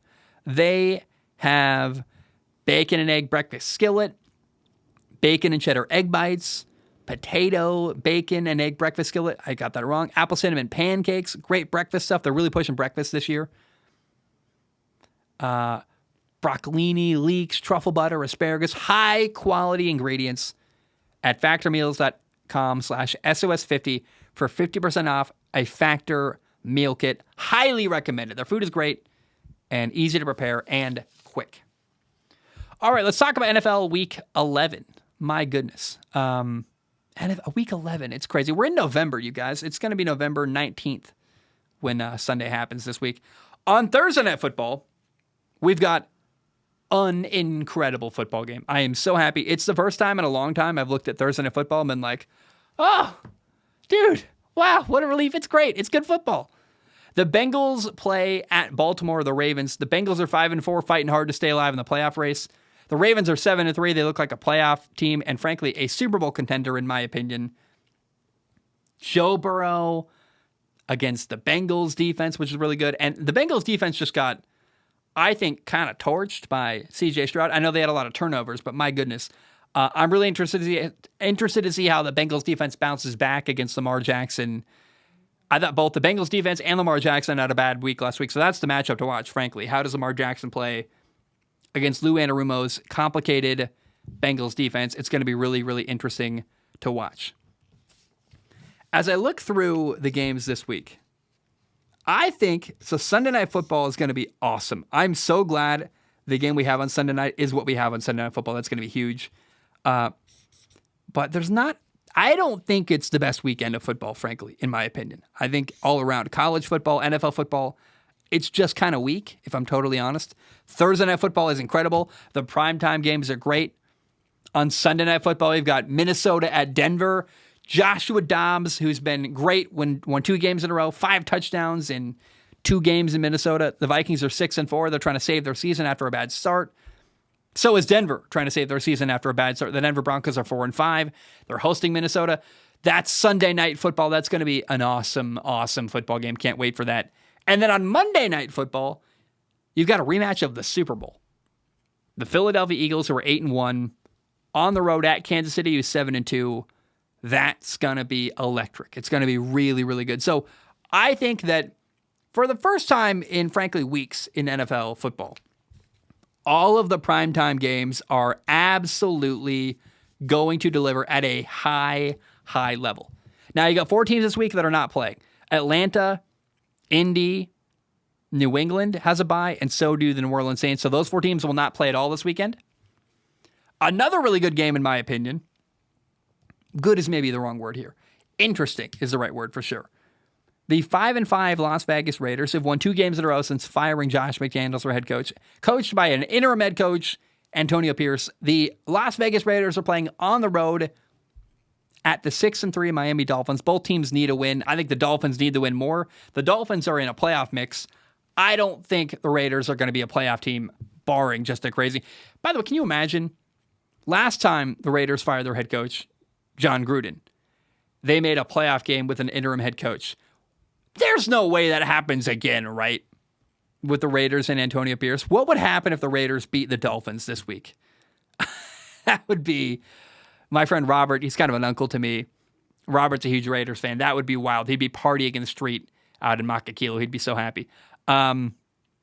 So how do the Dolphins play against the Raiders? How do the Raiders play against the Dolphins? That's a huge game, really interesting to me, that I am going to be fascinated to watch. There's another good game, Pittsburgh at Cleveland. Right, the Browns coming off a wild win against Baltimore. The Steelers are 6-3. The Browns are 6-3. The Steelers should not be 6-3. I think the question in this game is, how does Browns quarterback Deshaun Watson play? If he takes care of business, we're looking at a 7-3 Cleveland Browns team that's got a shot at a playoff game and maybe more. The Steelers are what I want to see do interesting stuff on offense. The Steelers have been outgained in every single game this year, which is horrifying. They're still somehow got a winning record at 6-3. I think the 5 best games of the week, you've got the primetime games. Thursday night's great, Cincinnati, Baltimore, Minnesota, Denver on Sunday Night Football, Philly, Kansas City on Monday Night Football, Raiders, Dolphins is interesting, and then this game, Steelers at Cleveland, is got to be one of the top 5 games of the weekend. Can't wait to watch it. It's going to be really interesting and really fun to see how things go down. The Bears play at Detroit. The Lions are 7-2. The Bears are 3-7. I think Justin Fields might be back for this football game. I'm not really sure. Let's look at the injury report. I'm interested. Justin Fields is questionable for this game. He might play, but I still, regardless of whether Justin Fields plays or not, I've got the Lions beating Chicago easily on Sunday. The Chargers play the Packers. Look, if any defense can make Jordan Love look good, it's going to be the Chargers defense somehow miraculously finding a way. I've got the Chargers winning this football game, but I feel uneasy about it and don't feel great. I think that it should be an easy victory, but every time you feel that way about the Chargers, they find a way to just totally fall apart and embarrass themselves. The Giants play Washington. I've got Washington beating the Giants. It's not even interesting to me. Commanders quarterback Sam Howell's been great. I think Sam Howell's going to be the quarterback for years to come in Washington. He's done enough, I think, to earn the job and make them feel comfortable. Unlike Jordan Love, who didn't do that, and unlike Desmond Ridder, who did not do that, Sam Howell's been solid and pretty good. I think the Commanders easily wiped the floor with the Giants, who've got, I believe, still Tommy DeVito at quarterback, which it's all bad. The Giants are just, I think losing helps the Giants too. So if I'm the Giants coaching staff, I'm trying to make it work. I want to keep my job, but you realize every time you lose, it makes you have a better draft pick and have a better quarterback you can draft in the top 3 picks. So I think the Giants should be rooting for their team to lose as well. If you're a Giants fan, frankly, you want your team to lose to your rival Washington, one of your in-division rivals this week, and take the beating and be happy about it. Dallas plays Carolina. It's another game that I think is going to be an absolute blowout. I'm not interested in. The Dallas Cowboys are going to win 2 games in a row by a lot of double-digit points. The Cowboys are 6-3. They just obliterated New York. The Panthers are 1-8. They're horrifying. Cowboys win easily on Sunday on the road at Carolina. Titans-Jaguars is really interesting. Tennessee at Jacksonville. You got Will Levis playing quarterback for Tennessee. You've got Trevor Lawrence playing quarterback for the Jacksonville Jaguars. Will Levis, I thought, had a really, really good start. Against Atlanta, he was great. Against Pittsburgh, I thought he was really, really compelling and interesting. Against Tampa this past weekend, not as exciting. 19 for 39 passing, 199 yards, no touchdowns, had an interception. I am really interested to see what kind of performance Tennessee brings to the table this weekend. The Jaguars look like they're poised to win that division, the AFC South. Can Tennessee challenge them during NFL Week 11? That's what I find interesting. I think they can. I don't know that they will. Do you understand the distinction? Believing something can happen versus believing it will happen is very different. And I find myself really rooting for Tennessee this weekend. I want to see them challenge the Jacksonville Jaguars on the road at Jacksonville. The Arizona Cardinals play the Houston Texans. It's Kyler Murray's second game with Arizona. It's CJ Stroud, who's been playing fantastic, has got back-to-back game-winning drives in the fourth quarter. It feels like at some point this hot streak for Houston has to end. But man, I think Houston wins this football game. I'm really excited. It's actually a great game. Kyler Murray against the Texans defense, CJ Stroud against Arizona. If you told me that Arizona was going to be 2-8, I would believe you. But if you told me I'd be excited and interested in their game against the Houston Texans, who were 5-4 going into the year, I would not have believed you. I'm excited. I'm rooting for Houston this weekend. I want to see them win. 6-4 would be incredible to start the year for Houston. And man, it's a little late to say to start the year, but I'm really rooting for Houston this week and during NFL Week 11. Tampa plays out the 49ers. The Buccaneers, man, were on a really bad losing streak. I think they're going to lose again this weekend. I would be shocked, frankly, if the Buccaneers beat the 49ers on the road at San Francisco. I think the Buccaneers have a shot to win their division because of how dysfunctional the Saints are, but unfortunately, I think they lose again to Tampa on Sunday. The Jets play Buffalo, which, remember last time Buffalo played the Jets? Buffalo quarterback Josh Allen had a horrible game, had a bunch of interceptions, and they lost 22-16 week 1. So, how does Josh Allen, after having 3 interceptions week 1 against the Jets, how does he bounce back week 11? I think it's going to be interesting. I think that I'm not sure. Buffalo just fired their offensive coordinator, which when you fire a head coach, it gives you an emotional boost, especially when the team hates the head coach that got fired. I don't know that there was the same feeling in Buffalo. Buffalo's 5-5. They fired Ken Dorsey. Felt like desperation.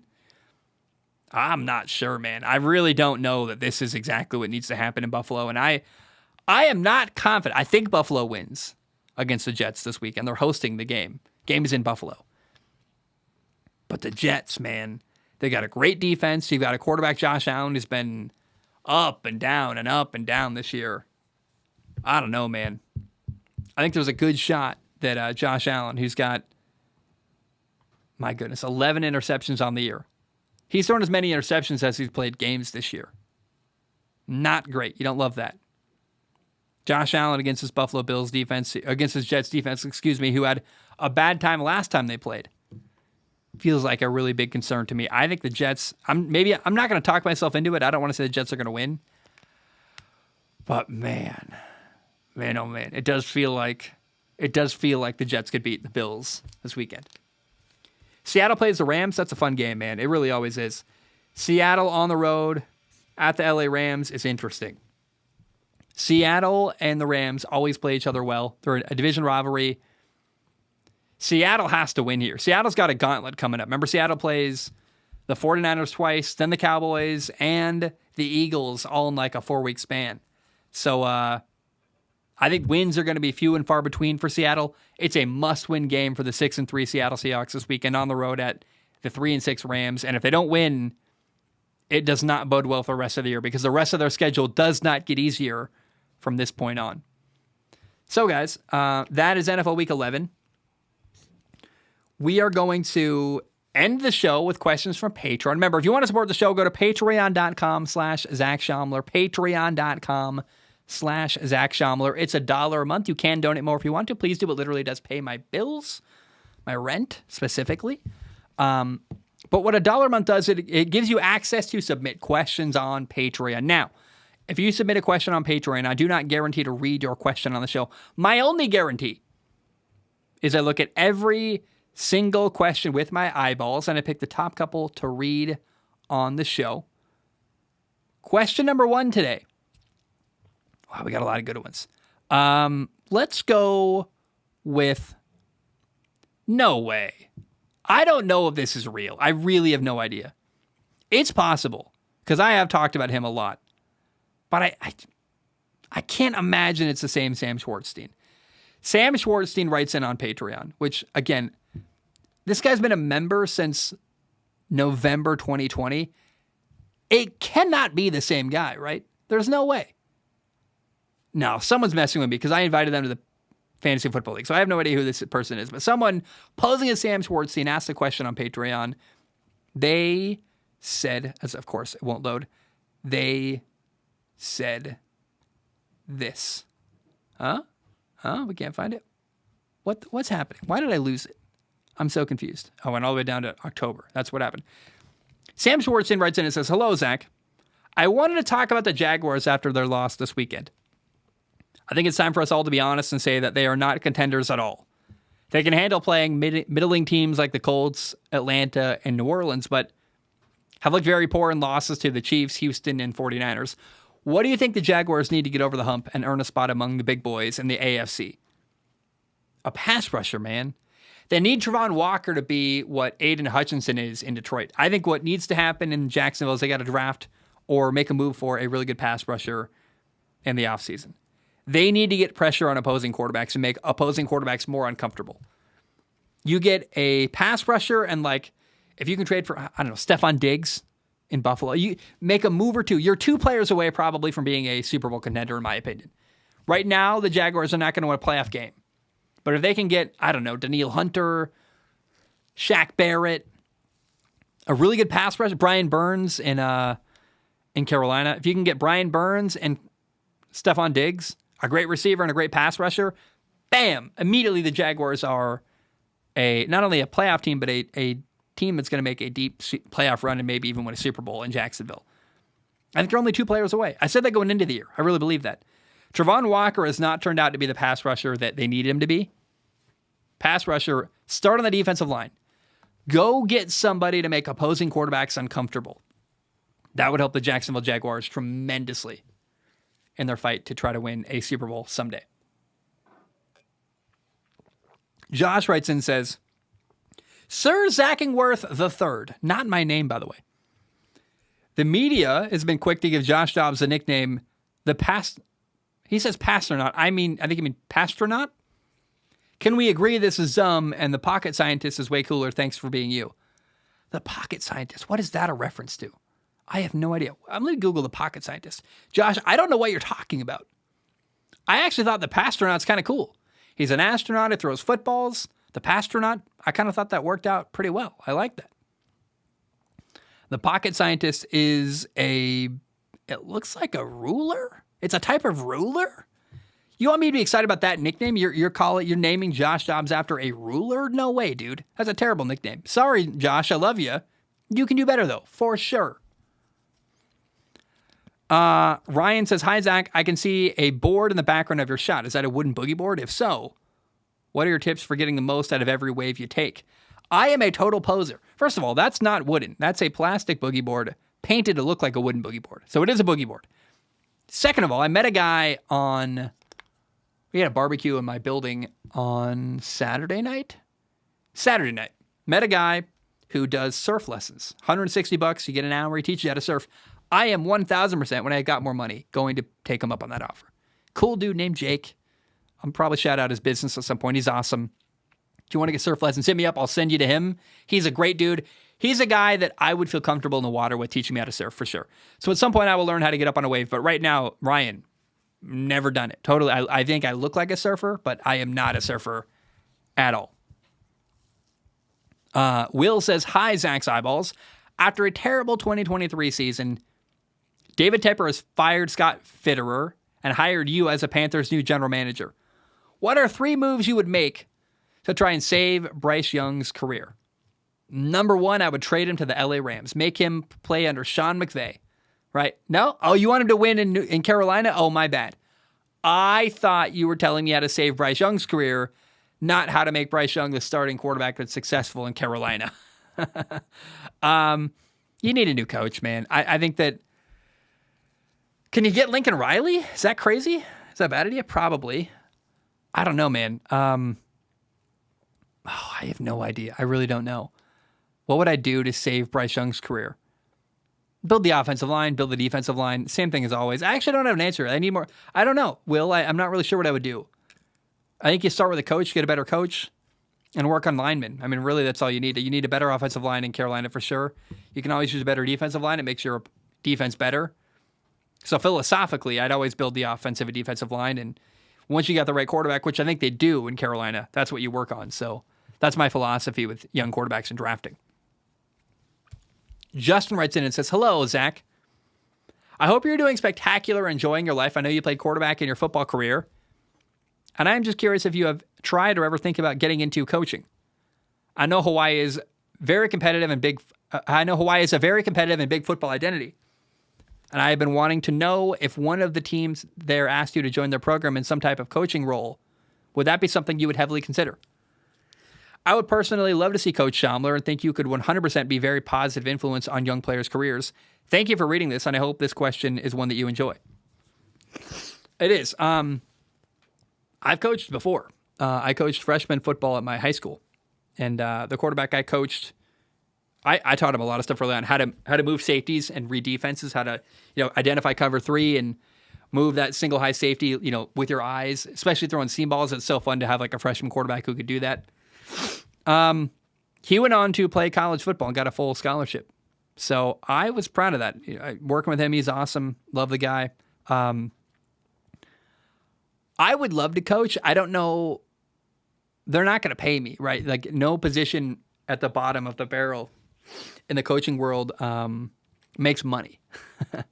And I right now am in a position where I'm trying to pay my bills and enjoy my life. So I don't think I've got the time to volunteer as a coach anywhere, really.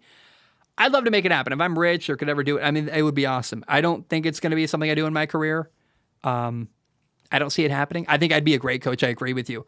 I would love to coach quarterbacks. Frankly, I want to, but I don't want to do it where you're helping quarterbacks in the offseason get better at their fundamentals. No, I want to go onto a team and say, why aren't you identifying blitzes? Why are we not throwing out? Asking the tough questions and challenging the offense in general. I think I could help Hawaii football a ton. I know that's a bit maybe overconfident of me, but I know the quarterback position really well. I've done a lot of videos about it. I've been studying it for years. I would love to help a quarterback succeed, but money's always going to be the identifying problem, right? Like until I'm, again, I don't see a time in my life where I'm not working and have time to just willy-nilly coach football for free. So that's the financial reality of my life right now. Lucas writes in and says, "Hey, Zach. With Josh Dobbs putting up another impressive showing this week and with Kirk's contract expiring, do you think the Pastronaut will be the Vikings quarterback next year? Much love." Yes, I do. They're not Kirk. I think they were already not planning to bring back. The injury helps them walk away from him there. And then having Josh Dobbs play great, they can give Josh Dobbs a low value contract. Nothing too crazy. Maybe draft a guy to replace him. I'm not sure, but I think that Josh Dobbs is going to be the week one quarterback next year in Minnesota. Almost guaranteed, actually. I think that's, I know we're 2 games into the Josh Dobbs era, but whether he's the bridge quarterback leading to the next guy or he's your new starting quarterback, either way, I think he's a great fit for what Minnesota needs next year at the quarterback position, and I think he's the guy. I want to try to answer one more. These are all really long. Jasper wrote in about the Michigan sign stealing thing, and he actually tried to change the conversation, but I already talked about it earlier. I hate the sign stealing thing. I don't care. It's just unfortunate to me that they are coming down on Jim Harbaugh. It makes me sad. Ant-Man writes in and says, so this one looks fun. Salutations, Zach's Optical Orbs. After the firing of the Raiders head coach Josh McDaniels, it appears that the Raiders organization has been revitalized. While the Raiders are not anywhere near contenders, it seems that the locker room has gotten more unified. Do you think there are any other teams that would benefit from taking a similar approach to the Raiders and firing their head coach midseason? Do you think teams like the Raiders or Bears should try a coaching change? The Panthers or Bears should try a coaching change. Thanks for reading my post with your eyeballs. Wishing you the best, Ant. It's a really rare situation what happened with the Raiders where not only did you fire a guy everyone hated, that always helps, right? When the team hates the coach they're playing for and you fire the guy they hate, they're going to play better. But also you replaced him with Antonio Pierce, who's got this heart of gold, man. He just seems like the kind of dude you want to run into battle with. There's not a lot of Antonio Pierces running around, first of all. And there's also not a lot of Josh McDaniels running around. There's not a lot of guys who hate their head coach. You may not, like the Carolina Panthers may not feel a lot of confidence in Frank Reich, but they probably don't hate him the same way that people hated Josh McDaniels in the Raiders organization. So I think what you're seeing the Raiders do, and by the way, they're only 2-0. They haven't won a ton of games since he got fired. I don't think it's a thing you can easily replicate in Vegas or in other organizations, what the Raiders are doing. Should the Bears try a coaching change? It can't hurt if you're going to fire the guy anyway, but I don't think there's going to be a lot of teams that are going to do what the Raiders did. The reason why you fire a head coach, in my opinion, is so you can get a head start on finding the next one. Or what the Raiders did was they were just sick of the dysfunction and said, screw this guy, we're done. So I think the only reason you'd see a coach fired before the year is over right now is to try to get a head start on hiring the next guy, which there are not a ton of obvious, I think fits for new NFL head coaches next year. The only guy I would probably fire right now, because I think it's so clear he needs to be fired, is Arthur Smith, the head coach in Atlanta. I hate this guy. His offensive design is horrifying, and I hate it so much. So that's the guy I would fire, just simply because I think it's not working, and we know it's not working. Why wait until the end of the year? But maybe losing is what Arthur Blank, the Falcons head coach owner wants, so that the more they lose, the higher draft pick they end up with in the upcoming NFL draft to get another quarterback to replace what garbage they have right now in Atlanta.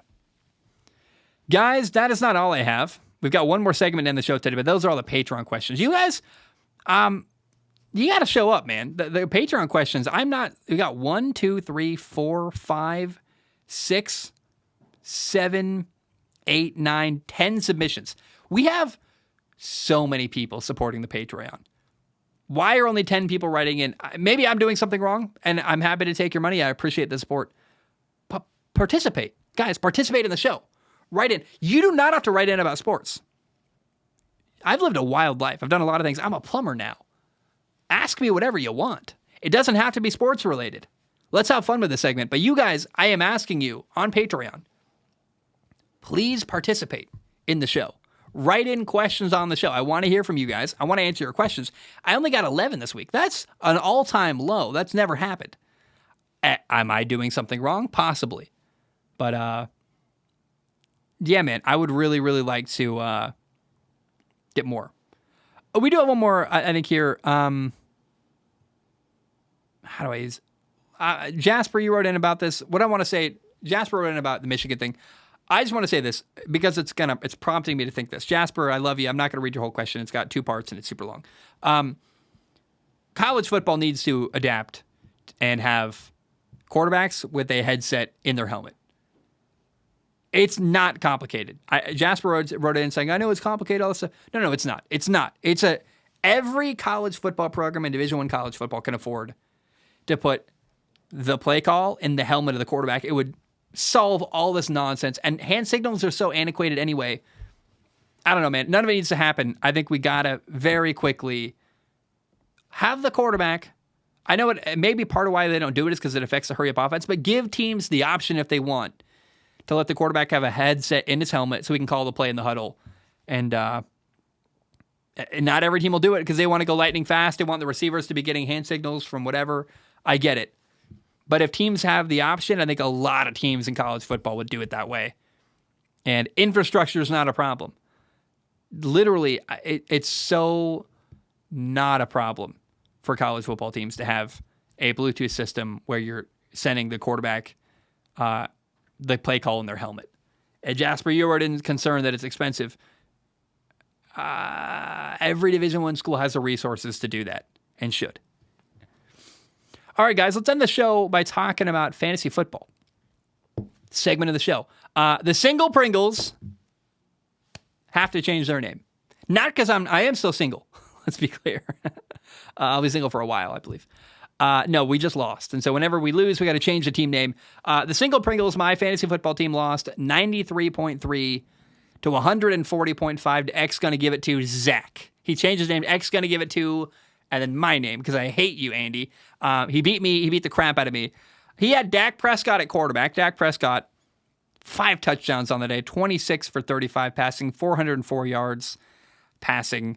Dak Prescott at quarterback had 38.86 points on the day. I would imagine he was the highest scoring quarterback in the league, or in the entire league. So I'll take my L there. Derek Carr, my starting quarterback, had a very respectable 5 points.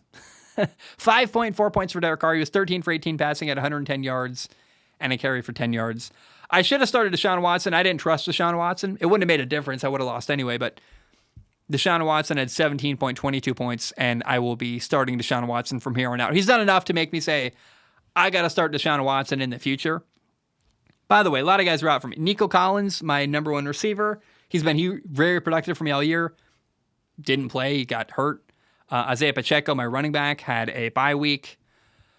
I started the Dallas Cowboys defense, got 8 points there. I should have started the Browns defense, who had 15 points. And I thought the Dallas Cowboys defense was going to have a ton of points because they played the Giants. They had an interception. They allowed 17 points, had 5 sacks. They had 8 points on the day, even though the Browns gave up more points. They gave up 25 points on the day. They had 2 interceptions, 3 sacks, a touchdown, a blocked punt or field goal. I can't remember. They have a block listed here. I don't know what that means exactly. But the Browns defense would have got me more points. Still would have lost. Wouldn't have been the difference, but it would have helped me a little bit. The defense for my opponent, Andy, had the Colts defense, who had 2 interceptions, allowed 6 points, had 5 sacks, and a forced fumble against the Patriots. Great job for him. I had a pretty crappy week all around in my fantasy team. The only matchup I really won was my number one running back, Jahmyr Gibbs, had 14 carries for 77 yards and 2 touchdowns, plus 3 catches for 35 yards. Jahmyr Gibbs brought in 26.2 points, as opposed to Austin Eckler, who had 21.5 points with a touchdown and 67 yards on 19 carries, plus 48 yards receiving. So I won the running back matchup narrowly. Kareem Hunt, my number 2 running back, had 9.2 points, as opposed to Tony Pollard. His number 2 running back had 5.5 points. Kareem Hunt had a touchdown, 10 carries for 32 yards in a win over the Ravens. Jackson Smith and Jigba had to be pushed into my starting lineup because last minute, Nico Collins gets announced. He's hurt. So Jackson Smith and Jigba, number 1 receiver, 4 catches for 53 yards. He brought in 9.3 points. Michael Pittman Jr., my opponent's number 1 receiver, had 16.4 points, 8 catches for 84 yards. I lost that matchup. Calvin Ridley, my number 1 running back, or my number 2 receiver, normally a guy I would believe would deliver a lot. Calvin Ridley had 4 points on the day. The Jaguars' offense got shut down by the 49ers. They lost 34-3. Calvin Ridley had 2 catches for 20 yards. Nothing happened there. His number 2 receiver, Tank Dell, had a carry for 13 yards, plus 6 catches for 56 yards and a touchdown. Tank Dell brought in 18.9 points on the day. Another player who did well for me. I missed out on George Kittle. He had a big day. I traded him away. I'm fine with that because Dalton Kincaid, my tight end, had 16.1 points, had 5 catches for 51 yards and a touchdown. Great there. Kyle Pitts, my opponent's tight end, 3 catches for 30 yards. I don't know why the Atlanta Falcons are not using Kyle Pitts. It'll never make sense to me. But he only brought in 6 fantasy points on the day. But because of Nico Collins' injury, my flex player was my number 2 tight end, Hunter Henry. Hunter Henry brought in 5.1 points on 3 catches for 21 yards. Rashid Shaheed, my opponent's flex running back, my flex player, receiver for the Saints, had 7.4 points. So not a huge loss there. 5 catches for 24 yards. So again, narrow victory for him, but I did win at kicker. Jake Moody, I had the 49ers kicker. He had 10 points, 2 field goals, and 4 extra points, as opposed to Cameron Dicker, the Chargers kicker for Andy, who brought in 9 points on a field goal and 5 extra points. Again, I lost 140-93. I got obliterated. His quarterback had a huge day. He won most matchups. I had a overwhelmingly bad day. Nico Collins didn't play. My defense, I started the wrong defense, started the wrong quarterback. My quarterback brought in 5 points. My number 2 receiver, Calvin Ridley, 4 points on the day. Like it was a bad day for Zach in fantasy football. I lost horribly. I'm disappointed, but not destroyed. I have learned, though, I hate losing more than I like winning. When I saw my team losing as bad as it was, I've had days to process it now.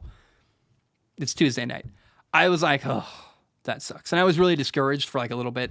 And then I was like, I don't care. It is what it is. The high-scoring players in fantasy this week, Keenan Allen, 40.5 points. He had 11 catches for 175 yards and 2 touchdowns.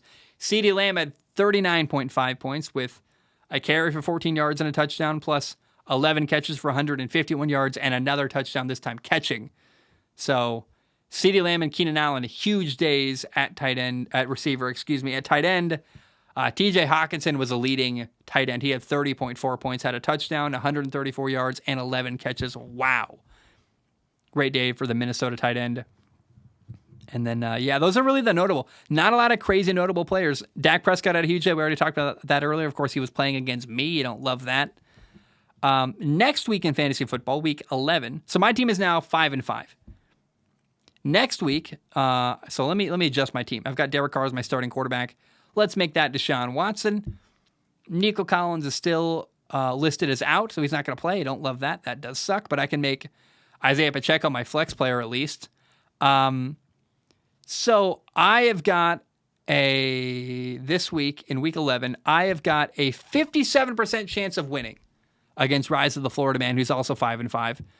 So good shot. I'm starting Deshaun Watson, Jahmyr Gibbs, Kareem Hunt, Jackson Smith and Jigba, Calvin Ridley, Dalton Kincaid at tight end. My flex player is Isaiah Pacheco, the Chiefs running back. They're playing Philly. Got Jake Moody at kicker and the Dallas Cowboys defense against Carolina. That's a good move. I think that's going to be a successful day on defense. Time to drop Derek Carr. He's injured and bad. So let's get rid of Derek Carr completely. How do we do that? How do we drop Derek Carr? Let's go to my team. And I'll do this later. I don't want to bother you. I'm going to drop Derek Carr, and I'm going to try to find someone available. There's not much. Let me tell you now. Someone else who can be a better quarterback for me than what Derek Carr brought to the table. But I can at least free up a bench player and find a new option there. My opponent, though, in week 11, playing the Florida Man, got Will Levis at quarterback. Oof, that's not great. Now, he probably didn't update his team because he's got Jalen Hurts at quarterback, who I imagine he will start. He's got Spears, the running back in Tennessee, Joe Mixon, Jalen Warren, Stephon Diggs, Jahan Dotson. He doesn't have a great team, if I'm totally honest. His tight end is Tyler Conklin. He does have David Montgomery, the Lions running back, as his flex player. That's dangerous. He's got the Saints defense, which is going to have to change out because they got a bye week. So he hasn't updated his team very clearly. I feel pretty good, though. I think I got a good chance to win this week. I am projected to win right now before he updates his team, which, again, has no defense playing. So changes will be made. But I've got a good belief I can win this week. Here's the question. What am I going to change my team name to? How about like the Mario Brothers or something? Some kind of plumbing reference. Let me know. Right into the show. What should I change my team name to? Guys, I love you. I appreciate you. That's the show for today. It was a fun week of NFL football. It's going to be a crappy weekend, I think, coming up. Bad weekend of college. Only a couple good games there. Only a couple good games in the NFL this weekend either. However, unlike most weekends, all of the good games in the NFL this weekend are the primetime games, which is pretty cool. So at least Monday Night Football, Sunday Night Football, and Thursday Night Football are going to be really awesome and really fun. Plus, you got Steelers at Cleveland. That'll be interesting. Raiders at Miami. That'll be interesting as well. Some good games going on, but not very many. So be very choosy with your time this weekend. If you ever want a weekend where you're like, hey, I love football. I need to like have a weekend to go to do an excursion with the family. This might be the weekend to take like Sunday morning off, watch only Sunday Night Football. Maybe you don't do something maybe Saturday, you don't watch a lot of college football because there's not a lot happening. If you ever need a weekend free to go do stuff, this is the weekend to do it. I encourage you, take this weekend off of football if you want. It's going to be a great one to do it. Just watch the primetime games. Thursday night's going to be great. Monday night's going to be great. And Sunday night is going to be fantastic. Guys, I love you. One more time. PrizePicks.com/CLNS. Use code CLNS for a first deposit match up to $100. That's PrizePicks.com/CLNS. And then go to FactorMeals.com/SOS50 and use code SOS50 to get 50% off. Again, you want cheap food that's affordable and high quality and good, that's prepared quickly. FactorMeals.com/SOS50 and use code SOS50 to get 50% off. Guys, I love you. I appreciate you. Hope you have a great day. And this is the Podcasting Plumber signing